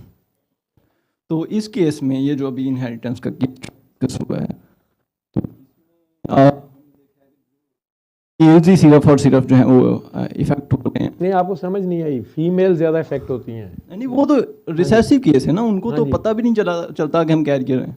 तो वो उनकी औलाद में अगर आगे आ गया तो माँ को तकलीफ थोड़ी होती है. मैं डिस्कस कर रहा हूँ हाँ. कि सिर्फ इफेक्ट तो सिर्फ उनका जो है वो सिर्फ हो रहे हैं ना, और नहीं, मेल फीमेल्स में भी है ये डिजीज, सिर्फ इसी में नहीं है. ये सिर्फ एक जो एक्स लिंक डिजीज है ना, उसका उन्होंने सवाल किया हुआ है. ये जो बाकी 22 क्रोमोसोम्स है ना ऑटोसोमल, उनमें भी डिफेक्ट्स आ रहे हैं और वो भी आगे पास हो रहे हैं. जी जी, ठीक है, उसमें भी डोमिनेंट रिसेसिव हैं. ठीक, लेकिन उसमें एक्स और वाई का चक्कर नहीं है, वो ऐसा चीज सारी की सारी में आ रहा है. ठीक है, गूंगे बहरे माँ बाप थे, यूजली वो शादियाँ फिर आपस में भी कई बार करते हैं, आपने देखा हो गूंगे बहरे. ठीक, लेकिन कई बार उनका एक बच्चा सुनने वाला होता है. वो प्रोबेबिलिटी जो है ना, 4 प्रोबेबिलिटीज जो बनती हैं, एक्स और वाई, वाई और एक्स, और उसके किस किस तरह मिल रहा है वो, और कौन से जो हाफ उसका ख़राब था वो डोमिनेंट था या रिसेसिव था, कौन सा वाला आ गया जो दूसरे ऑटोसोम्स हैं उसमें जो चीज़ें ये बन रही हैं. ठीक है, सोमा जो बन रहे हैं जी, ये चीज़ें जो हैं वो अगर वो डोमिनेंट आया तो फिर आएगा, वो चाहे मर्द हो चाहे औरत हो. रिसेसिव है तो वो साइलेंट रह जाएगा. लेकिन आप सवाल क्या करना चाह रहे हो कि मर्द ही सफ़र कर रहे हैं? जी, मेरा क्वेश्चन ये था कि जब इस केस में एक्स लिंक रिसेसिव केस में कि जब आगे ट्रांसफ़र होती है इनहेरिटेंस तो वो तो इक्वली डिस्ट्रीब्यूट होती है, लेकिन ये जो डिजीज एक्स लिंक दुनियावी इनहेरिटेंस जो है, जी, दुनियावी इनहेरिटेंस जो माल दौलत की, जी, वो कहाँ इक्वल डिस्ट्रीब्यूट होती है? लड़की को आधा हिस्सा मिलता है, लड़के को दो. नहीं, बॉयज़ में सिर्फ बॉयज़ में बराबर आ रही. अच्छा, इस केस में बॉयज़ भी जो है वो सिर्फ बॉयज़ पहली तो बात वो इफेक्ट होते हैं, लेकिन बॉयज़ भी 50% इफेक्ट हो रहे हैं. वो बाकी जो 50% है वो चांसेस हैं 50% प्रोबेबिलिटी, यानी उसका लड़का एक ही पैदा हुआ है. ऐसे अगर एक ही पैदा हुआ है तो हो सकता है उसमें बीमारी आए, ये भी हो सकता है ना आए. जी, ऐसे 2 पैदा हुए हैं, हो सकता है दोनों में ही ना हो सकता है एक में हो और एक में ना हो. ठीक है, हो सकता है उसके 4 पैदा होने थे लेकिन पहले 2 पैदा हुए, फिर उसने किए ही नहीं, वो दोनों ही बीमार हैं. जी, ठीक है, तो चांसेस 50-50% है जी कि उसमें हेल्दी डिजीज आ गई तो सारे बच्चों में ही हेल्दी आ गई तो बचत हो गई. लेकिन अगर उसमें से खराब आ गई तो वो चांस है, यानी दोनों चांसेस है ना, सही आ गया तो बच गया, खराब आ गई क्योंकि उसके पास है एक्स एक ही है ना, उसके पास वाई तो है ही नहीं, जो दूसरी ओ एक्स तो है ही नहीं दूसरा उसके पास ना, वो तो लड़की के पास है. लड़के के पास दूसरा वाई है, उसने उसमें हिस्सा नहीं लेना, तो उसका एक एक्स का हिस्सा लूला लंगड़ा आ गया तो वो काबू हो जाएगा. ठीक है, लेकिन उसको अगर हेल्दी ही मिला चारों बच्चों को तो वो चारों भी बच जाएंगे. प्रोबेबिलिटी की बात हो रही है कि 50% चांसेस हैं कि वो आ जाए या वो आ जाए. ठीक, लड़की में इसलिए नहीं आ रहा, लड़की में आ गया लेकिन शो नहीं होगा, लेकिन लड़की आगे पास कर सकती है. समझ गए? वो ऐसे है. तो आप कहना क्या चाह रहे हो कि इसलिए उसको जायदाद ज़्यादा मिलती है? नहीं, मैं ये कह रहा था कि अगर उसको इनहेरिटेंस की अगर हम उसको एक्सप्लेन करें कि क्योंकि उनको जो है वो बच्चों को इसलिए हिसाब देना पड़ता है क्योंकि वो इनहेरिटेंस क्योंकि पास करते हैं, तो इसलिए बड़ों की गलती का बच्चों को भी जो है हिसाब देना पड़ता है. तो इनहेरिटेंस तो सबके अंदर जो है वो इक्वली डिस्ट्रीब्यूट होगी, या जिस जो कायदा है तो ये जो डिजीज़ है, इनहेरिटेंस सिर्फ ये मादी इनहेरिटेंस आप कह रहे हैं ना कि जायदाद एक कनाल ते 2 कनाल जी, जी। मिलेगी बराबर, ये लड़कों को बराबर मिलेगी ना, लेकिन सारा कुछ बराबर उस सेंस में नहीं ना आ रहा। एक बड़ा लड़का है वो ज़्यादा डोमिनेट कर रहा है, अब्बे माँ का कई बार उसको ज़्यादा प्यार, जिम्मेदारियाँ उस पर ज़्यादा पड़ती हैं। ये भी तो होता है कि नहीं होता? जी, जी। एक ज़्यादा लायक है, एक कम, एक नखट्टू है, एक माँ बाप का ज़्यादा ताबेदार है, एक बहुत ही नालायक है। ठीक है, इनहेरिटेंस वो वर्ल्ड ही तो आ रही है, लेकिन इस तरह की चीज़ें जो हैं वो फिर जो ताबेदार है या जो ज़्यादा लायक है, जो ज़्यादा नेक है, वो भी फ़र्क आ रहा है ना। एक ही चंगेर पे पल रहे हैं हज़रत यकूब अलैहिस्सलाम के घर बेटे, लेकिन यूसुफ अलैहिस्सलाम डिफरेंट है, बाकी 11 भाई डिफरेंट हरकत कर रहे हैं। नूह अलैहिस्सलाम का एक बेटा कुछ कर रहा है, दूसरा कुछ कर रहा है, हालांकि बाप तो इकट्ठा खिला रहा है, दोनों को इनहेरिटेंस उस तरह, उनकी डीड्स अपनी भी शुरू हो जाएंगी ना आगे। ये तो बाद में होगा ना, जब बच्चा पैदा हो गया, बड़ा होगा, फिर वो करेगा। लेकिन बाय बर्थ जो डिजीजेज हैं तो वो एक बच्चे में आ रही है, दूसरे में नहीं आ रही है। हाँ, ये उसकी तरफ से फैसला हो रहा है ना, जो भी है, जी। ठीक है। एक ज्यादा बोझ उठाएगा, ये वही बात आ गई कि मैं ही हदायत दे रहा हूँ और जलालत दे रहा हूँ, ठीक है। वो जो बच्चा बीमार पैदा हुआ है वो रिएक्ट कैसे करता है, वो बड़ा होके अपनी उसे हैंडीकैप पे भी अल्लाह का शुक्रगुजार रहता है। मैंने ऐसे बच्चे देखे हैं, ठीक है, हालांकि वो डिफरेंट है दूसरों के मुकाबले में, उसको नज़र नहीं आ रहा या उसकी कानों में नहीं है या उसका कोई बर्थ डिफेक्ट है, लेकिन वो हम्बल है। एक है वो बहुत एग्रेसिव है या वो अल्लाह से भी नाराज़ है इस बात पे, ठीक है। उसको हालांकि उसकी कंपनसेशन में बहुत ज़्यादा जहानत फतानत मिली हुई है, ठीक, वो दूसरे बच्चे के मुकाबले में, दूसरे के पास उतना IQ नहीं है, लेकिन वो अपनी उसी बात को रगड़ी जा रहा है। ये डिफरेंस आएगा आगे।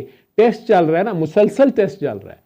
पिछली जनरेशन की जो की है, अगले की जो बात है, अगर वो किसी हैंडीकैप से शुरू कर रहा है रेस, तो वो उसके दादे का ही कसूर है ना। वो क्यों आ रहा है? उसकी प्रेगनेंसी में माँ की हालत और थी, उसकी प्रेगनेंसी में माँ की हालत और थी। बाप उसकी प्रेगनेंसी में हराम कमा के लाया, बाप ने उसकी प्रेगनेंसी में हराम किया, या माँ जो है उसने हराम किया, या माँ ने गलत किया, या माँ गुस्से में थी, या माँ पे जुल्म हुआ, माँ की बद्दुआ लग गई। माँ ने बद्दुआ तो अपने ससुराल वालों को दी, लेकिन ऑफस्प्रिंग तो उनका था। समझ रहे हो? तो पहली बार माँ बड़ी खुश थी, दूसरी बार माँ परेशान थी, और सादात बच्ची की बहुत ज्यादा लगती है। हाँ, उसका फायर जो है वो बहुत तेज लगेगा। समझ रहे हो? उसका प्रोटोकॉल और है। समझ आ रही है कि नहीं आ रही? तो ये मल्टी फैक्टोरियल चीजें होंगी। मैं ये एवं डिस्कशन तो मैं तो साइंटिफिक उसमें करना शुरू हो गया उनके लिए। प्रैक्टिकली उसमें मैसेज ये है कि जुल्म ना करो, किसी की आ ना लो, छोड़ो। पर एक ऐसे यार कह रहे वो जिस तरह खातून ने मुझे बददुआएं दी हैं UK से कि जी आप लोग जजमेंटल हो गए, कह देते हैं जी अब्बे का कसूर है और ये माँ बाप का कसूर है, बच्चे का नहीं है, ये आपके अल्लाह का है, वो सारा ये कह रही थी, ठीक है। क्योंकि वो अल्लाह पे डाल रही थी, मेरे मुंह से कुछ बातें निकल गई, ठीक है, कि आप ये हल्फन कहती हैं कि ऐसे ऐसे नहीं हुआ। कुछ ऐसी चीज़ें हैं जो मैं नहीं बोल सकता। मेडिकल साइंस कुछ ऐसी बाय बर्थ बीमारियां हैं जिनको मेडिकल साइंस नहीं जानती, अभी तक भी नहीं जानती कि क्यों होती हैं, ठीक। मेरी ऑब्जर्वेशन में अगर कुछ आई हैं तो वो बहुत बड़ा स्टिग्मा है, अगर मैं बोलूँ उसको तो मैं बोलने नहीं चाहता, ज़रूरत नहीं है। अल्लाह ने एक बात पर्दे में रखी है, अच्छा है पर्दे में, साइंस खुद निकालेगी, निकालती फिर। हाँ, मैं ये कह सकूंगा कि ये गलत काम ना करो, ये करो। जब अल्लाह रसूल ने 1400 साल पहले कह रही है ये करना ये नहीं करना, आप उसका मजाक बनाएं, आप हफ्ते वाले दिन मछली पकड़ के खाएं, शजरे ममनुआ को आप हाथ लगाएं, ठीक है। आपको कह दिया जाए इस हफ्ते आपने नहीं ये काम करना, आप कहें मैंने इस हफ्ते भी करना है, कौन सा कोई देख रहा है, ठीक है। आपको कह जाए यार आपका अपना घर है, आप मेन दरवाजे से आया करें, आप कहें नहीं मैंने पिछली दीवार फलांग के आना है, किसी को क्या पता है, तो चले नहीं पता तो ना सही, ठीक है। लेकिन फिर आपको तो पता है, तो आपको पता तो लगेगा, तो फिर अल्लाह दे पा दो। अब समझ आ रही है? अब उस बच्चे का क्या कसूर है? अब माँ बाप से पूछे, या बाप ही उस माँ बेगुनाह थी, सैक्रिफाइस कर रही, बच्चे की खातिर उसने मारे खाई हैं, वो बाप ही इतना जुल्म कर रहा है, उस बेचारी को यार निकल गई है, या उसके माँ बाप की निकल गई है मजबूर की, तो इसकी अपनी औलाद में वो आएंगी। विरासत ले रहे हैं ना चौधरी साहब, सेठ साहब, नवाब साहब के बच्चे, बाकी भी तो विरासत में आ रहा है कि नहीं आ रहा उन्हें? अगर आ रहा है सारा कुछ, तो भाई अगर दुआएं आ रही हैं, फैज़ आ रहा है, तो आहें भी इन्होंने लेनी है। समझ रहे हो? वो फिर किड टू किड डिफरेंस ये है कि उस वक्त माँ की क्या हाल, माँ का रोल उसमें बहुत इंपॉर्टेंट, मेडिकली भी बहुत इंपॉर्टेंट है, जेनेटिकली भी बहुत इंपॉर्टेंट है। वो माँ के ही डेटा करप्ट हो रहा है, माँ ही हसास है, माँ के पास है मेन मस्त जो कुछ है, वो माँ बेचारी को तंग कर रहे हो अपनी सो कॉल्ड डोमिनेंस के चक्कर में, और वो आजिज बनी हुई है। ये आजिज जो होता है ना, ये गोडे गिट्टों से ले जाता है। और उसके बाद अमूमन ऐसे बच्चों के अंदर माँ थोड़ी देर देखेगी, वो सारी माँ कई बार मर जाएगी, जो मजलूम होगा वो जल्दी चला जाएगा, जालिम बाद में वो भुगत रहा होगा, और कई बार ये तक नहीं पता होता कि ये मेरा अपना किया धरा है। दोष खुदा को दे रहा होता है, जादू को दे रहा होता है, किसी दे कीते किराए को दे रहा होता है, अपने हाथों की बोई फसल है। बाबा फिर इस केस में जो मदर का, क्योंकि बहुत ज़्यादा जो है वो इसमें होता है, माँ का रोल बहुत ज़्यादा है। important माँ जितनी पॉजिटिव, जितनी सेक्रीफाइसिंग, जितनी खुदा तरस, जितनी अल्लाह लोग होगी, नस्ल में उसका इफेक्ट आएगा। तो माँ की नूह अलैहिस्सलाम छोटी पर्सनैलिटी है, जी जी नहीं, बहुत बढ़िया डेफिनेटली, लेकिन बेटा माँ का रोल। जी जी इस्माइल अलैहिस्सलाम वालिद के साथ रहे ही नहीं, माँ का रोल, ठीक है। यूसुफ अलैहिस्सलाम के वो जो बाकी भाई हैं, और यूसुफ अलैहिस्सलाम और बिन्यामीन दूसरी माँ से हैं, बाप एक ही है, हज़रत याकूब अलैहिस्सलाम है, दाता इब्राहिम अलैहिस्सलाम ही है सारों के, ठीक है। वाई क्रोमोसोम आ रहा है ना, पर दादा उनका इस्माइल अलैहिस्सलाम है, दादा उनका इसहाक अलैहिस्सलाम है, लड़के हैं ना, जी जी सबको वाई आ रहा है वहीं से, हज़रत इब्राहिम अलैहिस्सलाम वाला, जी जी ठीक। माँ से तो ना वाई आ सकता, लेकिन यूसुफ अलैहिस्सलाम पे भी वाई यूसुफ इब्राहिम अलैहिस्सलाम का है, लेकिन एक्स कोई और आ गया। वो अब पता करोगे तो पीछे से निकल आएंगी बेटी किसी और बड़े पैगंबर की, साफ सुथरा एक्स होगा, ठीक। इनकी जो माँ थी वो उनको खुद फीड करती रहती थी कि ये तुम्हारा बाप ये छोटे वाले से ज़्यादा प्यार करता है, इसने सारा कुछ इसको ही दे देना है, बच के रखो। ये माएँ फीड कर रही होती हैं, ये नफ़रत भी माँ डाल रही होती है ससुराल वालों के खिलाफ या बाप के बारे में, तो वो बच्चे के माइंड पे इफेक्ट आता है। माँ पॉजिटिव सोच में होगी, अल्लाह तवक्कल होगी, सुलाजू होगी, सेक्रीफाइसिंग होगी, बड़े ज़र्फ वाली होगी, औलाद बड़े ज़र्फ की मालिक होगी, ज़्यादा चांसेस यही है, ठीक है जी जी। तो बाबा जी इसमें फिर बाबा जी मैं नहीं, डॉक्टर साहब, हाँ जी। अच्छा, इसमें फिर जो है माँ की तौबा जो है वो भी ज़्यादा इफेक्ट करेगी इस किस्म माँ तौबा कर ले जब अभी बच्चा पूरा बना नहीं 12 साल की एज तक, उससे पहले तौबा करके माँ माँ माँ मैं बार बार कहूँगा, माँ दुआ करे। लेकिन बाप के भी बड़े बड़े गंदे रोल हैं, लेकिन कम है। मैंने दिखा केसेस आपके सामने आए तो हैं, आप लोगों को नंगा तो नहीं करना ना, जो आपको नहीं पता। पहले केसेस दुआ सेशंस में हैं, 6-6 साल से बच्चे को बुखार हो रहा है, पूरे दुनिया के अस्पतालों में लेके फिर रहे हैं, छोटा सा बच्चा सफ़र कर रहा है 6 साल से, डॉक्टरों ने 2-2 बार टीबी की दवाइयाँ दे दी हैं, स्टीरॉइड्स दे दी हैं, डायग्नोसिस कोई नहीं है, बड़े बड़े अस्पतालों में। 6 साल बाद बाप को समझ आती है कि वो जो तबलीग के बहाने घर से जाता है कहीं और किसी डंडी वहाँ मार रहा था, वो वहाँ से तौबा किया, उसका बुखार ठीक हो गया, लेकिन फिर माँ नहीं माफ़ कर रही। जब उसे पता चला कि मेरा बच्चा जो है इसकी वजह से सफ़र कर रहा है, फिर वो है, लेकिन कम है रोल उसका। वो हराम कमा के लाएगा, हराम आहे लेगा, वो इफेक्ट आएगा जी।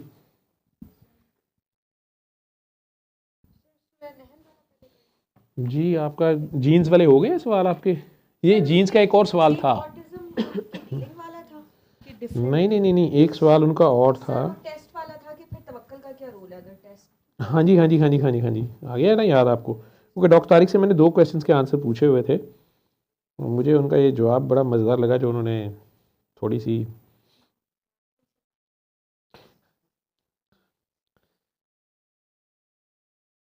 उनका फील्ड है ना, उन्होंने कहा जजमेंटल ना हो ज़्यादा। Should people get tested before marriage? हाँ, ये वाला सवाल जो जेनेटिक काउंसलिंग की बात हो रही थी और कज़न मैरिज के अलावा वैसे भी कि किसी भी शादी से पहले सारे टेस्ट कराएं जी, लड़का लड़की, कि उनमें चले थैलेसीमिया की हो सकती है, ठीक है, हीमोफीलिया के लिए हो सकती है, ठीक है। अव्वल तो इसी पे मंगनियाँ टूट जाएंगी कि जी ये टेस्ट कराएंगे तो जी क्यों कराएंगे। गवर्नमेंट की तरफ से लॉ बन जाए तो शायद हो जाए, लेकिन उसके लिए इतना पैसा और फंड कहाँ से आएगा? और फिर अगर आपके एक नया करप्शन का दरवाज़ा खुल गया कि डाटा नादरा च जाके डाटा चेंज करा लो, ਲੈਬਾਰਟਰੀ वाले पैसे दे के चेंज करा लो, अं तो कुड़ियां दे विआह ही नहीं होणगे, फिर आप अपने कंट्रोल में ले रहे हैं ना ये चीज़, ठीक है। अगर आप अल्लाह तवक्कल, आप जब किसी लड़के या लड़की से शादी शुरू में करते हैं तो आप दोनों, इस्लामी का या तो ये है कि आप दोनों अपने आप को पीछे जो भी है लेकिन समझते हैं कि आज से जब हम रिश्ता इज़्वाज में मुंसलिक हो गए हैं या हमारी मंगनी हो गई है, अब हम इसके बाद हमें एक दूसरे के लिए ही रहना चाहिए। चलें पीछे कोई गलती हो भी गई है, अव्वल तो मर्द औरत को पता चले तो वो माफ़ करने पे तैयार नहीं होते, लेकिन अगर है कोई पास्ट चलें ठीक है, लेकिन नहीं है तो चुप कर जाएं अगर है कोई। लेकिन एस्यूम तो यही किया जाता है ना कि दोनों ही जी कवारे हैं, चलें ऐसे कर लें, लेकिन हो सकता है दोनों से गलती हुई भी हो, दोनों उस पर शर्मिंदा है, अल्लाह पर्दे रखने वाला, किसी को भी पता ना चले। अनटिल अनलेस कि अपने मुंह से चौड़े हो कि 25 साल के रिश्ते के बाद अचानक बताना शुरू करें मियाँ साहब, वैसे मैं ना उसके ऊपर क्या गुजरेगी, अचानक उसके मुंह का जायका ख़राब हो जाएगा। तो अल्लाह ने कहा कि तेरा जब सिर्फ गवाह मैं था तो उस वक्त तक बात कोई नहीं थी, ये क्या किया तूने, ठीक है। और स्लिप तो उसलिए उसको अगर गलती हो भी जाए तो कहा गया कि उसके ऊपर अकड़ो नहीं और ना उसको फैलाओ ना उसको बताओ, उसको छुपाओ, फहाशी से मना किया जा रहा है। अभी हया कर लो कि या अल्लाह मेरे से हो गई गलती, उस चीज़ का जिक्र ही ना करें आप, ठीक है। लेकिन आपका सवाल ये था कि should people get tested before marriage like genome और exome sequencing for an appropriate match और to rule out possible diseases, then where is the factor of तवक्कल। ये तो आपने साइंस में साथ मज़हब डाल दिया ना, मज़हब तो कह रहा है तवक्कल, लेकिन मज़हब ये भी नहीं कह रहा। अब एक फैमिली में आपको पता चलता है ये मसला है, या वो फैमिली खुद चाहती है, वो कहती है कि नहीं जी हमारे पहले एक बच्चा था उसको थैलेसीमिया था, हम खुद भी चाहते हैं, हम बाहर शादियाँ कर रहे हैं, अब हम अपनी जेनेटिक टेस्ट ही कर रहे हैं, आप भी कर लें, दोनों में ना हो और डोमिनेट ना कर जाए या कोई और बीमारी ना हो जाए। पढ़े लिखे लोग हैं वो ये करना भी चाहते हैं, अल्लाह ने मना नहीं किया, अगर कोई टेस्ट है कोई सेफ चल सकते हैं, ठीक है। या कज़न मैरिज ही करनी है लेकिन हम अब ये टेस्ट करना चाहते हैं कहीं हमारे बच्चों में ऐसे ना हो, पहले इतनों में है, अगर वो टेस्ट करवा सकते हैं, अफोर्ड कर सकते हैं, वो कर लें। गवर्नमेंट लेवल पे सारों का अगर मैंडेटरी किया जाएगा, एक तो गवर्नमेंट के पास बहुत पैसा होना चाहिए, दूसरा फिर उसमें बाद में करप्शन ना हो, उसमें बाद में फिर डाटा चेंज करा रहे हैं नादरा में, ऐसे थोड़े सामने की कुछ हो जाता है, एक नया रेट बढ़ जाएगा शादी से पहले, फलानी लैब वालों से कराना वो जाली भी दे देते हैं, फलाने वाले इतने देते हैं, फलाने इतने देते हैं, टेस्ट के बगैर भी दे देते हैं, समझ रहे हो। तो इसका जवाब मेरा तो ये था, डॉक्टर साहब का ये है, only in case of non congenital disorders, वही जिसमें पहले से पता है, like thalassaemia, haemophilia, deafness and other non disorder, it will help or it may help.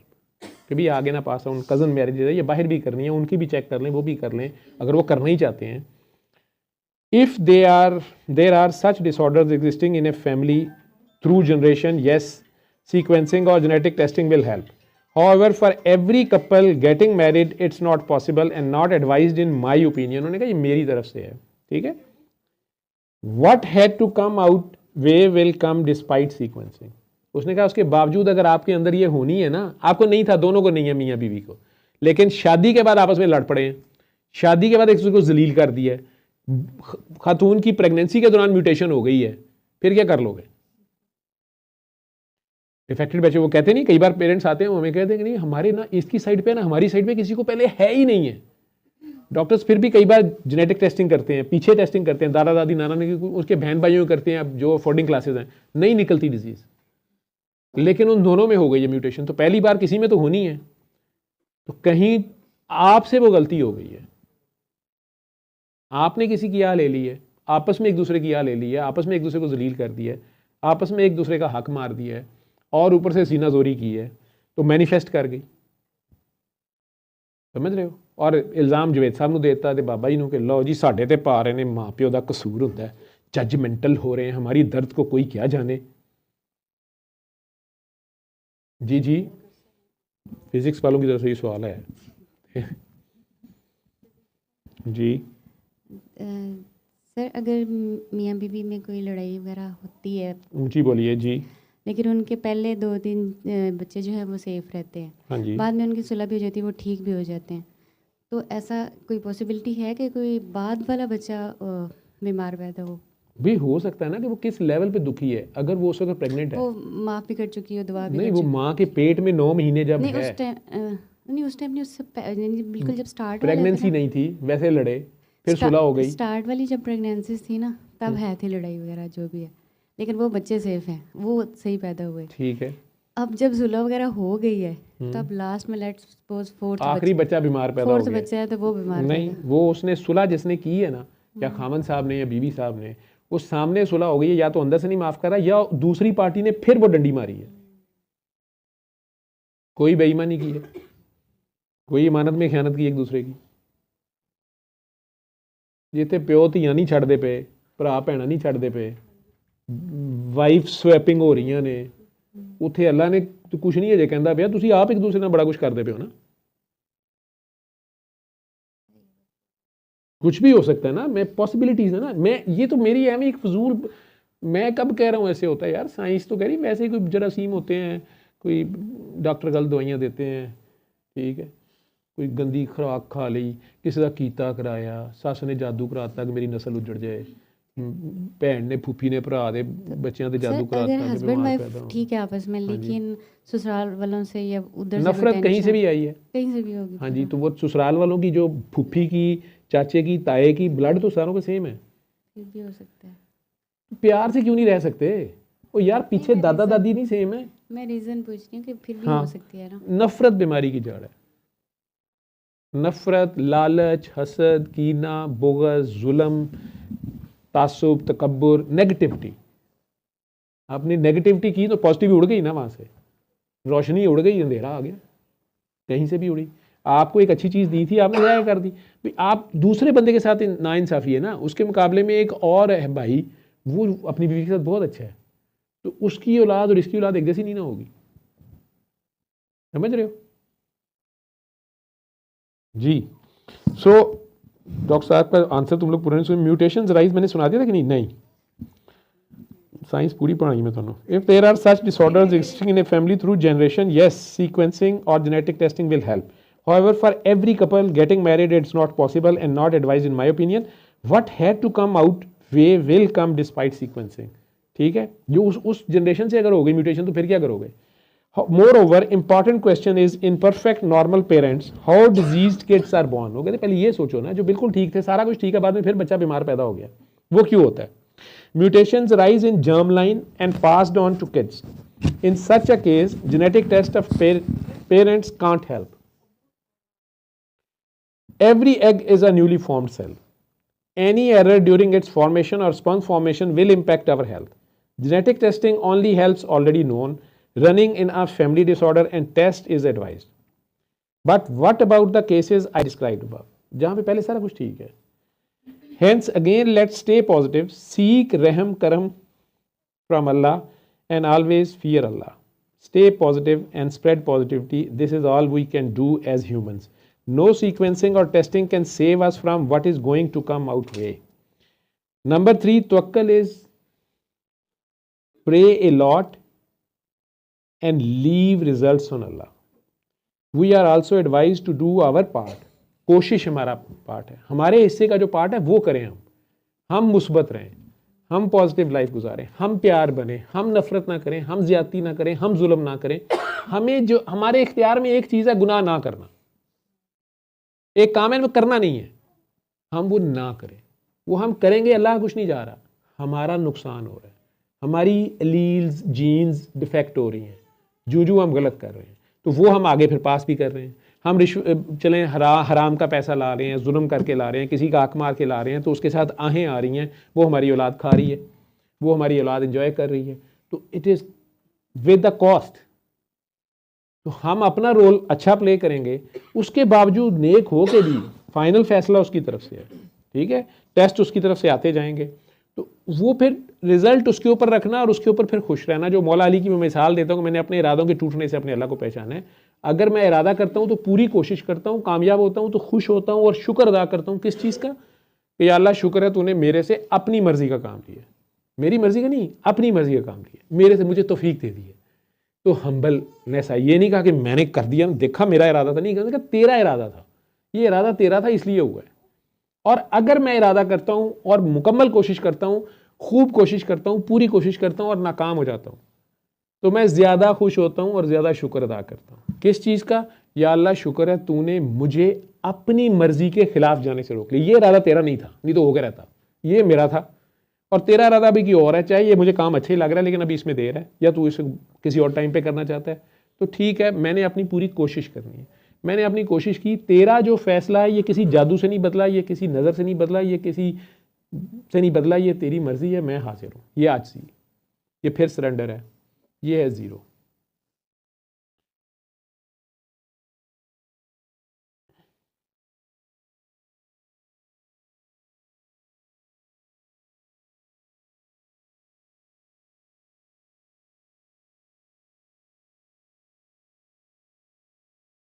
ये वो जो वीडियो का केस था ना, वो खातून कह रही थी जी कि हमारे ख्याल में इतने बिलियंस में चेंज आ जाती है, मतलब तुसी हूँ मान लो कि एवोल्यूशन हो रही है, 6 बिलियन बाद साल आगे देख लियो कि देखो ही है ना, ठीक है, बांदर जड़ा सी वो चीता बन गया, ठीक है।